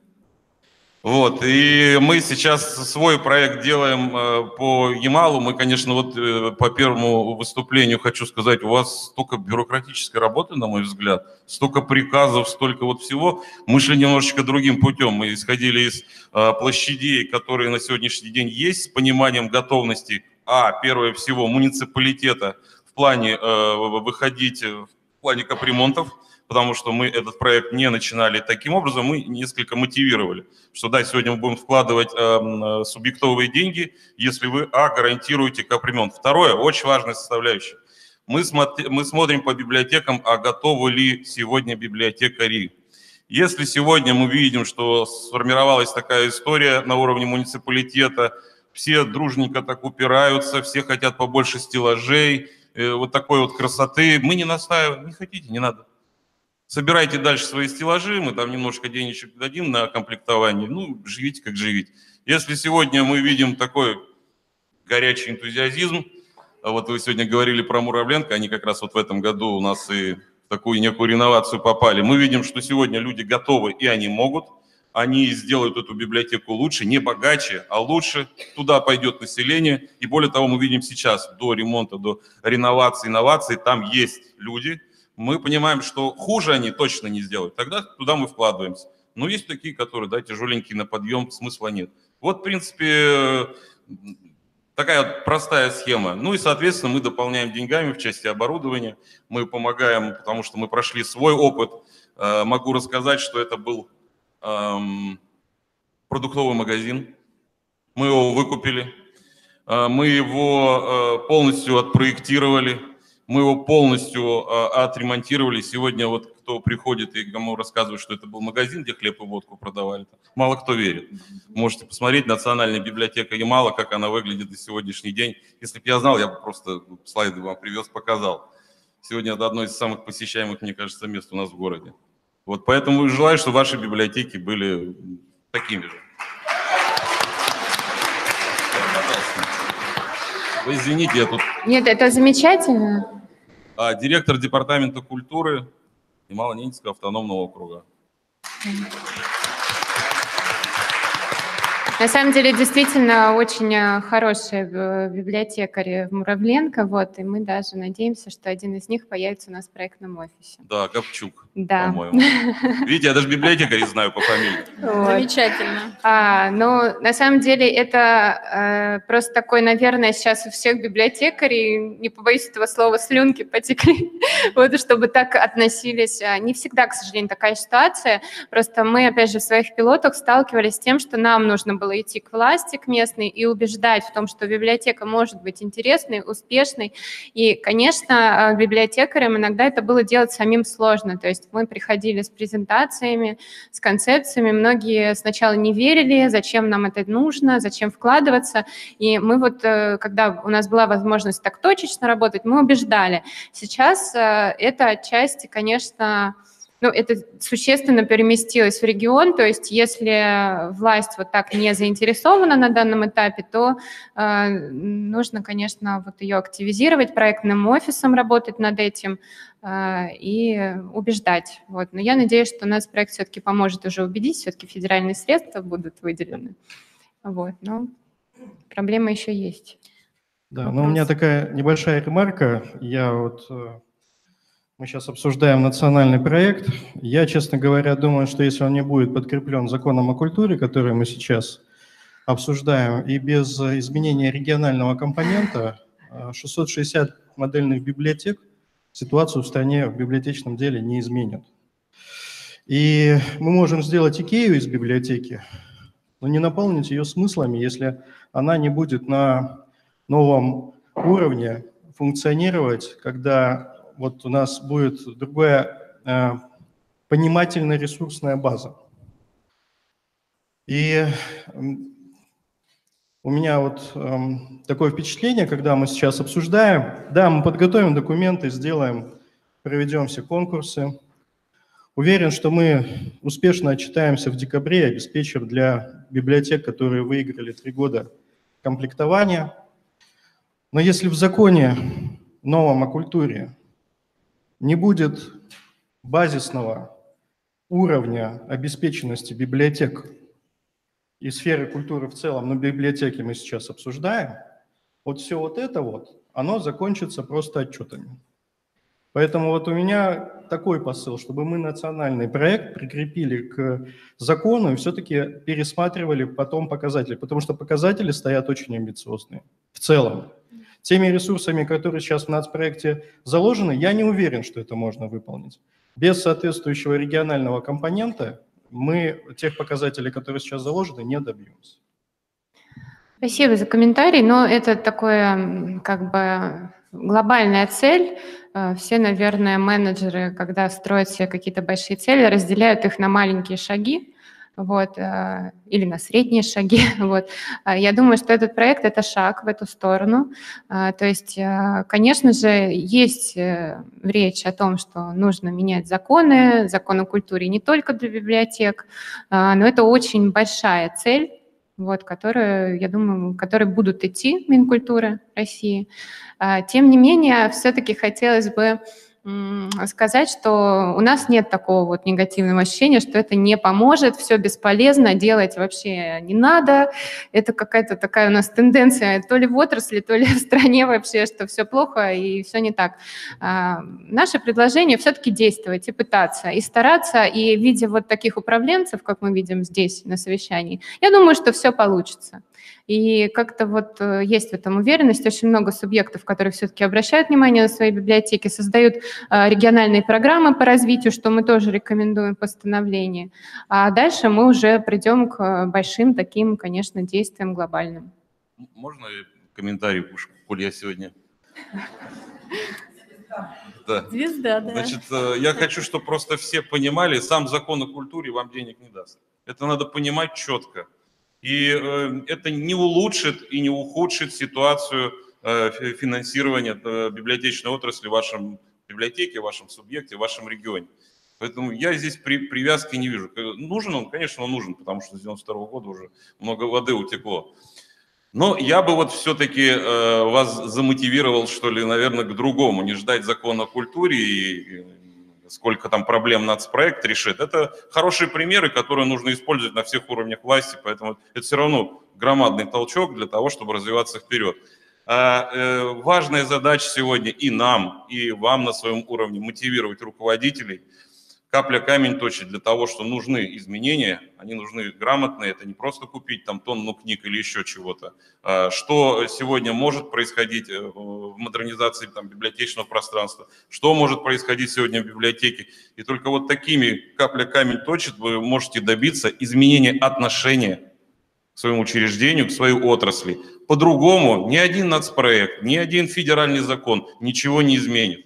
Это я вам точно говорю. Поэтому сложно это. Но если вы будете капать в одну точку, камень да, сточится. Поэтому, потому что все библиотекари там смотрят на руководителя библиотеки, как он себя позиционирует, какие он там, инновациями, какой жизнью он живет, куда он двигается. Библиотекари смотрят вот на нас, руководители, я имею в виду директора библиотек, как мы, какое у нас отношение к библиотечной отрасли и так дальше. Мы ходим к руководителям, губернаторам, защищаем бюджет и тоже говорим, вот это нужно. Глаза горят, объясняем, чего, куда, и нас, слава богу, поддерживает. Поэтому это не просто слова, поверьте мне. Если выстраивать такую линейку, это будет работать. Но ни один нацпроект, ни один федеральный закон на утро вашу жизнь библиотечную лучше не сделает. Это факт. Коллеги из библиотек, вы ведь приехали в многие регионы именно задавать вопросы волнующим вас темам. Задавайте вопросы, время у нас заканчивается. Анастасия Юрьевна сегодня уже уезжает, насколько я знаю. Поэтому вот возможно сейчас задать вопросы, ваши волнующие. Но тем не менее я всегда доступна. Да. Поэтому Можно? это не последний ваш Я, к вопрос. сожалению, Я прошу прощения, представьтесь, пожалуйста. Лесанин Алексей, Карелия. Карелия. Вы знаете, печально, конечно, что меня поняли так превратно, что я тут пожаловался на что-то и оценил нацпроект как нечто несущественное. Нацпроект – это прецедент для того, чтобы менять ситуацию. Модельная библиотека – это пример для того, чтобы нам реализовывать этот стандарт во всех остальных библиотеках. Я его так рассматриваю в настоящее время.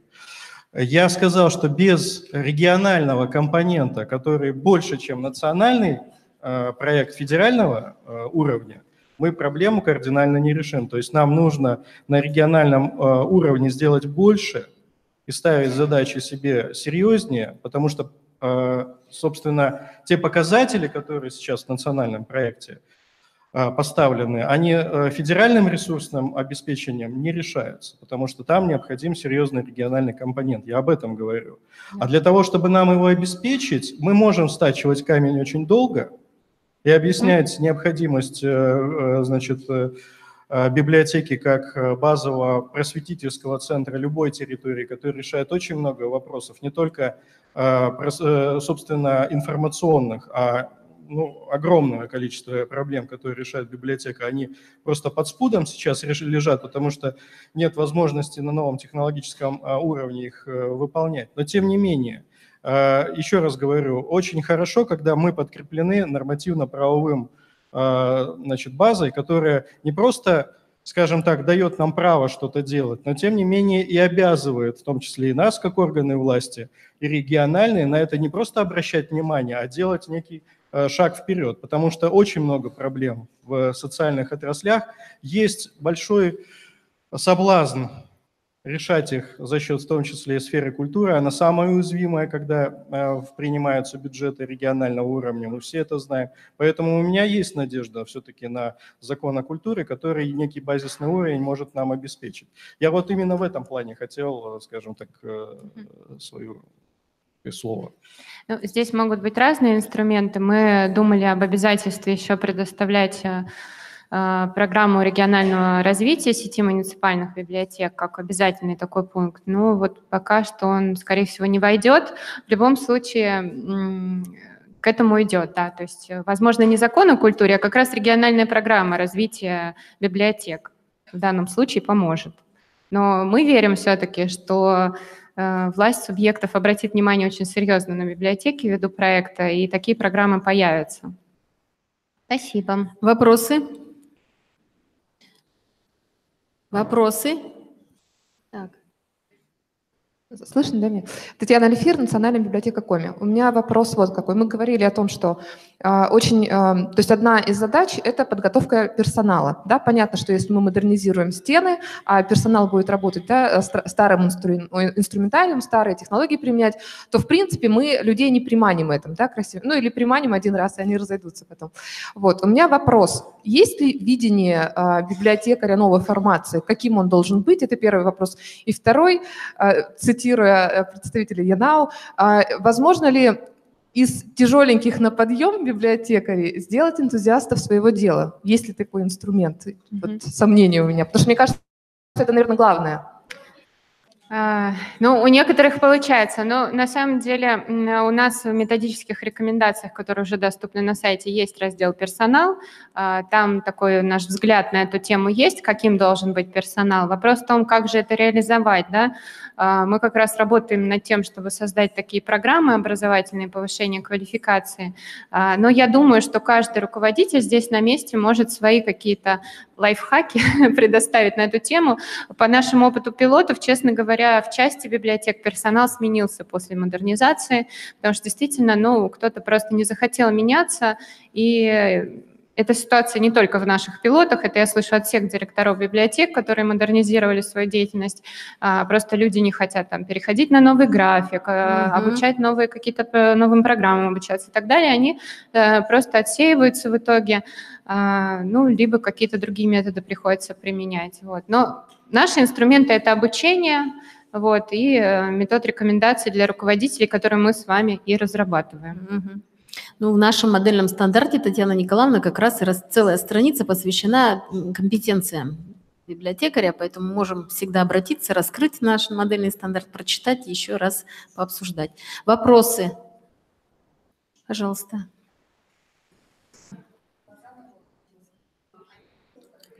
Усинск, да? Для всех. Усинск, правильно я назвала? Угу. Скажите, а не было идеи в этом проекте создать еще как раз программу повышения квалификации именно для библиотекарей модельных библиотек? Чтобы после того, как мы делаем модельную библиотеку, мы могли своих сотрудников послать на эти курсы, и им там дали не, скажем так, не сами искать какие-то, да, все верно, а именно целая программа для таких библиотек. Адаптированная. Это в этом как раз у нас идея есть, я просто, наверное, подробно не рассказала. У нас готовятся программы, два таких основных направления программы. Это для проектных офисов, чтобы реализовать проект, и для самих библиотекарей. Вот. Причем, безусловно, эти программы, они рассчитаны на то, что это будет не только в течение 6 лет, да, это потом будет большая программа для последующего развития.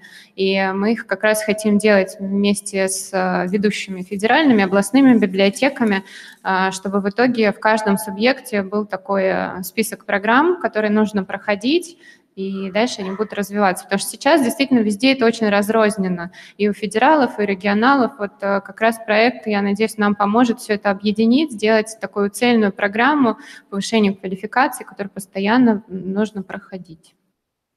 Спасибо. Вопросы?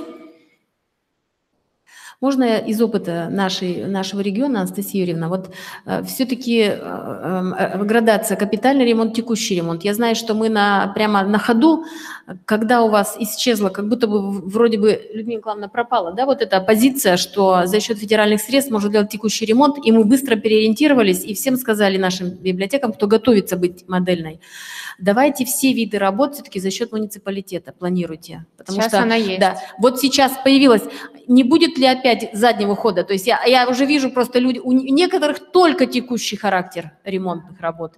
И они должны тоже точно сейчас понимать. И вдруг у вас там опять до апреля месяца поменяется позиция, нет? Я думаю, что это очень маловероятно, но это не до апреля, мы это должны узнать, когда выйдет постановление. Конечно, гарантировать никто не может, пока оно не подписано. Но туда заложено вот нам же коллеги сказали, что это маловероятно. То есть заложен текущий ремонт. Да, заложен текущий ремонт, капитальный за счет средств объекта, текущий можно делать за счет федеральных средств. Спасибо. Вот наши коллеги все слушают. И второй вопрос. Скажите, пожалуйста, что вот мы это тоже обсуждали на наших скайп-встречах, что будет являться фактом подтверждения проведения капитального ремонта? Не первичные же документы, или копии первичных документов, или договора на капитальный ремонт, или вот, как вы сказали, справка о том, что коллегиальная, там, выданная комиссионно. Да. Что будет являться фактом? Все-таки мы пришли к мнению, что это должно быть заключение комиссии, это может быть заключение специализированных организаций, но это четко не регламентировано. То есть мы принимаем и заключение межведомственной комиссии, когда собираются представители министерства, например, муниципалитета, обследуют здание и делают такое заключение по состоянию всех его, собственно, функциональных там аспектов.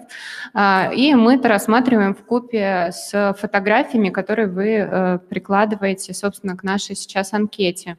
Вот. Акты просто, во-первых, там не все сохраняют их, да, свыше там 5 лет. Более того, они нам не дают понимания, какое же здание сейчас. Поэтому было такое решение принято.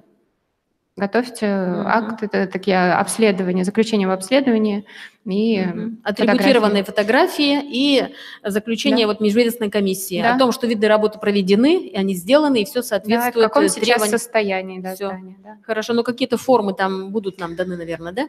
Сейчас пока что форм нет утвержденных. Но на момент подтверждения где-то вы планируете такое нам что-то сделать, выдать? Скорее всего, это будет ближе к 2-му году, то есть уже форма, потому что сейчас все-таки мы отдаем это субъектам. То есть по формам, которые вы используете у себя в субъекте, в принципе, для оценки состояния зданий.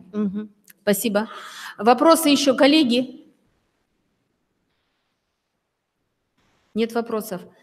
У нас осталось еще время, у нас еще есть одно сообщение очень интересное. Я думаю, что Анастасия Юрьевна, мы предложим ей посидеть, послушать. И если у вас появятся вопросы, вы можете, я думаю, что записочка можно послать, чтобы это было быстрее, да, может быть, кто-то посмелее, не смог посмелее выступить и может письменно задать вопрос. Есть еще время до 13:30.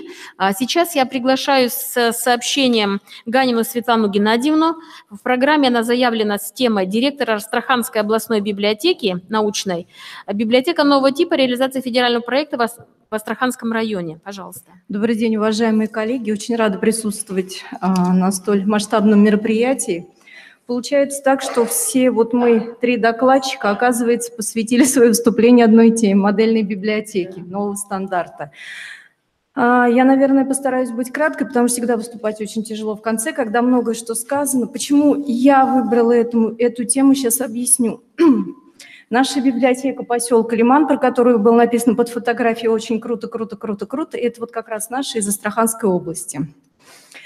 Мы были 3-й в этом пилотном проекте, и очень много поступало, и до сих пор поступает вопросов от коллег из регионов, как мы смогли это реализовать, реально ли, учитывая то количество документов и различных вопросов, которые возникают, вообще это сделать. И вот поэтому, приехав сюда, я решила вам сказать, что это реально сделать. Я не говорю, что это легко.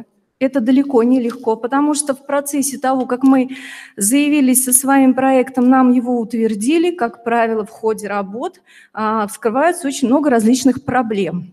Но хочу вас успокоить. Вот та самая команда, которую здесь представляет наша уважаемая Анастасия Юрьевна, работает очень быстро. И в формате прям вот буквально онлайн по телефону решается очень много вопросов. Поэтому я вас призываю, имея определенные силы и финансирование от ваших муниципальных образований, участвовать в данном проекте.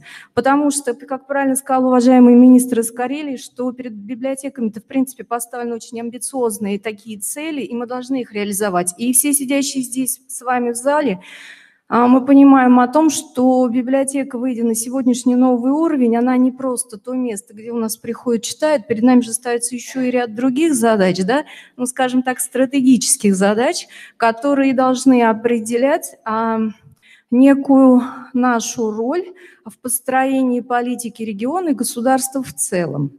Так вот, почему поселок Лиман? Наша Астрахань, наш Астраханский регион многонациональный. Есть различные данные, но я вам хочу сказать, что у нас проживает более 150 национальностей. Поселок Лиман – один из тех поселков, где проживает тоже очень много национальностей, порядка 30. И вот была такая поставлена задача привести, во-первых, в порядок, само собой, помещение библиотеки и выполнять определенные функции, не только предоставление информации, чтения, но некий такой центр, который может вокруг себя собрать вот эти вот все национальности, национальные общества, и обеспечить вот некое такое правильное, хорошее, доброе сосуществование, хотя у нас это было испокон веков.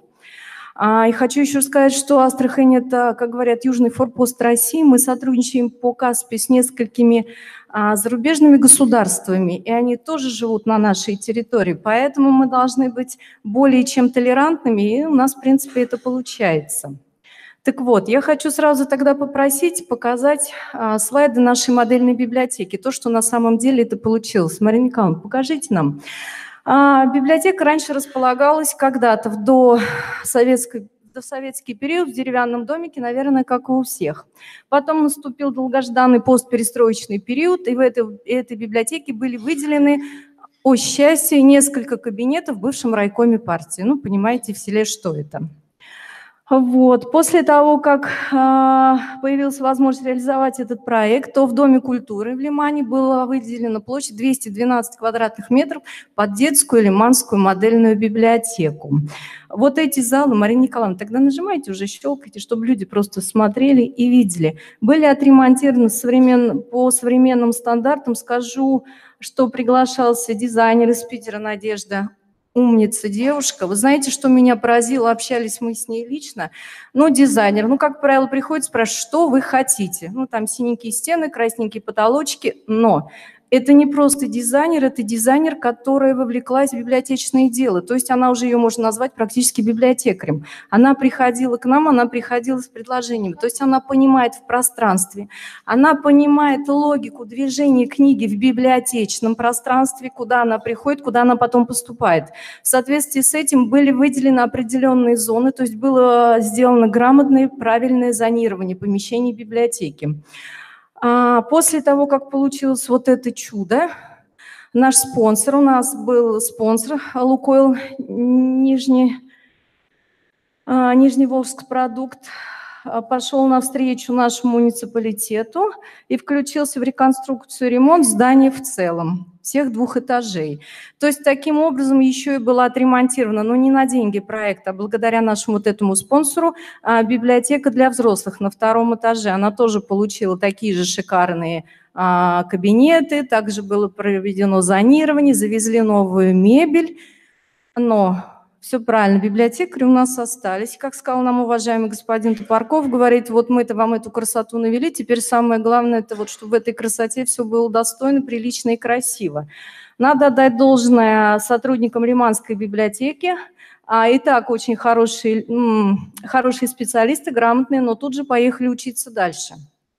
Отучились, приехали с новыми какими-то технологиями, с интересными мероприятиями. Хочу сказать, что библиотека еще более заполнена, библиотека востребована. Теперь туда приходят не просто детки школьного возраста, приходят родители с малышками. То есть это получилось именно вот то 3-е место. Здесь вы видите на фотографиях. У нас увеличились показатели. Здесь, правда, старые данные, но тем не менее. Ну что хочу сказать, участвуйте в этом проекте, не бойтесь, библиотека будет отремонтирована, она у вас будет современная. Если у нас Астрахань всегда славилась такими брендами арбуз, черная икра, рыба, то теперь у нас еще появился Лиман и детская библиотека. Говорю вполне серьезно. Теперь кто приезжает на территорию нашего региона, обязательно едут в Лиманскую библиотеку. Что еще хочу сказать, дополнить от себя лично. Есть еще ряд проектов, которые реализуются правительством Российской Федерации и которые затрагивают деятельность направления культуры. Есть такой проект, наверное, может быть, вы слышали, «Культура малой Родины». Есть замечательный проект, в котором принимают участие здания, помещения домов культуры сельских. Сейчас это с прошлого года вошли театры. Тоже мы участвуем в этом проекте уже не один год, мы ремонтируемся. И тоже вас хочу призвать к тому, что заходите на сайт, смотрите. То, что кажется недостигаемым, на самом деле все очень реально. И вот в процессе вот этой вот работы, не зря же говорят, глаза боятся, руки делают. Вы понимаете, вот в этих безвыходных ситуациях все равно какие-то приходят идеи, озарения, и все это исполняется и делается. Спасибо огромное за внимание. Приезжайте к нам. Конечно, очень сильно захотелось стать филиалом Ямало-Ненецкого округа, несмотря на то, что мы так полярны. Если вдруг понадобится, берите. Спасибо. Спасибо большое. Светлана Геннадьевна, у Анастасии Юрьевны появились письменные вопросы. Пожалуйста, вы сможете? Угу.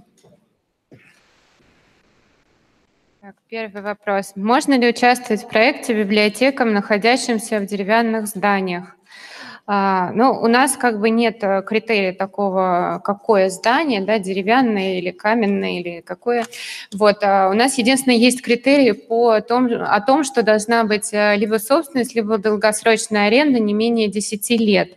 А дальше уже будут смотреть на состояние здания. То есть если оно в хорошем состоянии, капитальный ремонт сделан, оно долго прослужит, аренда долгосрочная. По идее, это не должно являться как бы таким критерием, который сразу отсекает эту библиотеку. В заявке написано про комплектование документы, подтверждающие либо муниципалитет, либо район подтверждает, а сам только дает документы муниципалитет. Можно так подавать, не запрашивать район подтверждать. Ой. Комплектование на 3 года. В общем, подает заявку субъект, ответственность субъекта. Все равно, конечно, идем к тому, чтобы ручался субъект за комплектование, то есть он может запросить, если хочет, дополнительно у муниципалитета гарантии и сам тоже свои гарантии предоставить, потому что все-таки заявку подает именно субъект. Еще вот сейчас нет этого вопроса, хотя он животрепещущий, что у нас участвуют только библиотеки, имеющие свои собственные юрлица, то есть библиотеки, входящие в юрлицо каких-то других учреждений, там каких-то музейных объединений, культурно-досуговых центрах, к сожалению, не могут принять сейчас участие. Это тоже такой вот вопрос очень сложный. Почему так получается? Получается это потому, что, во-первых, на культурно-досуговые центры есть отдельное финансирование, отдельные субсидии, проекты вот, у Минкультуры. И, собственно, наш проект не позволяет их включить еще и потому, что они, собственно, не считаются муниципальными по закону о библиотечном деле. И мы это очень как бы не раз возвращаясь к этому вопросу, принципиально бы хотели тоже эти библиотеки, возможно, включать, но понимая, что есть коллизия, во-первых, с тем, что финансирование идет именно для культурно-досуговых центров отдельно, плюс по закону эти библиотеки считаются библиотеками организаций, мы их включать не можем. Вот это уже такой окончательный ответ на первый год, как минимум. И дальше, если будет много прецедентов, будут какие-то письма, запросы от губернаторов на имя министра или выше с тем, что с обоснованием, почему надо такие библиотеки включать, возможно, мы сможем какие-то дополнительные уточнения у Минфина получить. Но на данный момент вот библиотеки, входящие именно в юрлицо другого учреждения, не могут принимать участие. Если просто на территории культурного, например, досугового центра располагаются, но имеют свое юрлицо, проблемы нет. А вот именно если юрлицо другое, то уже вот проблема это есть, и заявку на них заявку подать нельзя. Очень хороший вопрос, и актуальный как раз и для республики тоже, и наши муниципальные библиотеки, наверное, тоже услышали, что если мы соседствуем просто рядом, да, на одной территории поселения, там Дом культуры и библиотека в одном месте находятся территориально, но они являются филиалом юридического лица ЦБС, то это все нормально, все работает. Мы работаем по-прежнему, все сохраняется.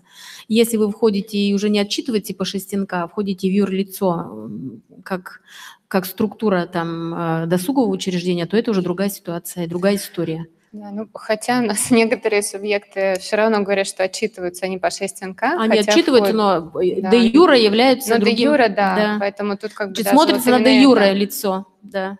Документы эти первичные. Так, что еще у нас? Какие вопросы есть, коллеги? Никто не созрел задать вопрос? Ну, тогда общения, Анастасия Юрьевна, после нашего уже контакты прямые. Коллеги, я делаю объявление. Мы немножко раньше завершили, поэтому вы можете, не торопясь, посетить места, которые необходимо вам всем обязательно посетить, припудрить носик. Значит, объявление по обедам. На самом деле у вас разделение, вы при регистрации уже все получили информацию, где вы обедаете. Муниципальные библиотеки, те, кто обедает централизованно, они в одном месте. Значит, те, кто регионы приезжие у нас будут сопровождающие, пойдете в кафе, тоже все вместе. Уважаемые руководители регионов, органов управления культурой или департаментов, или министерств других регионов, они будут все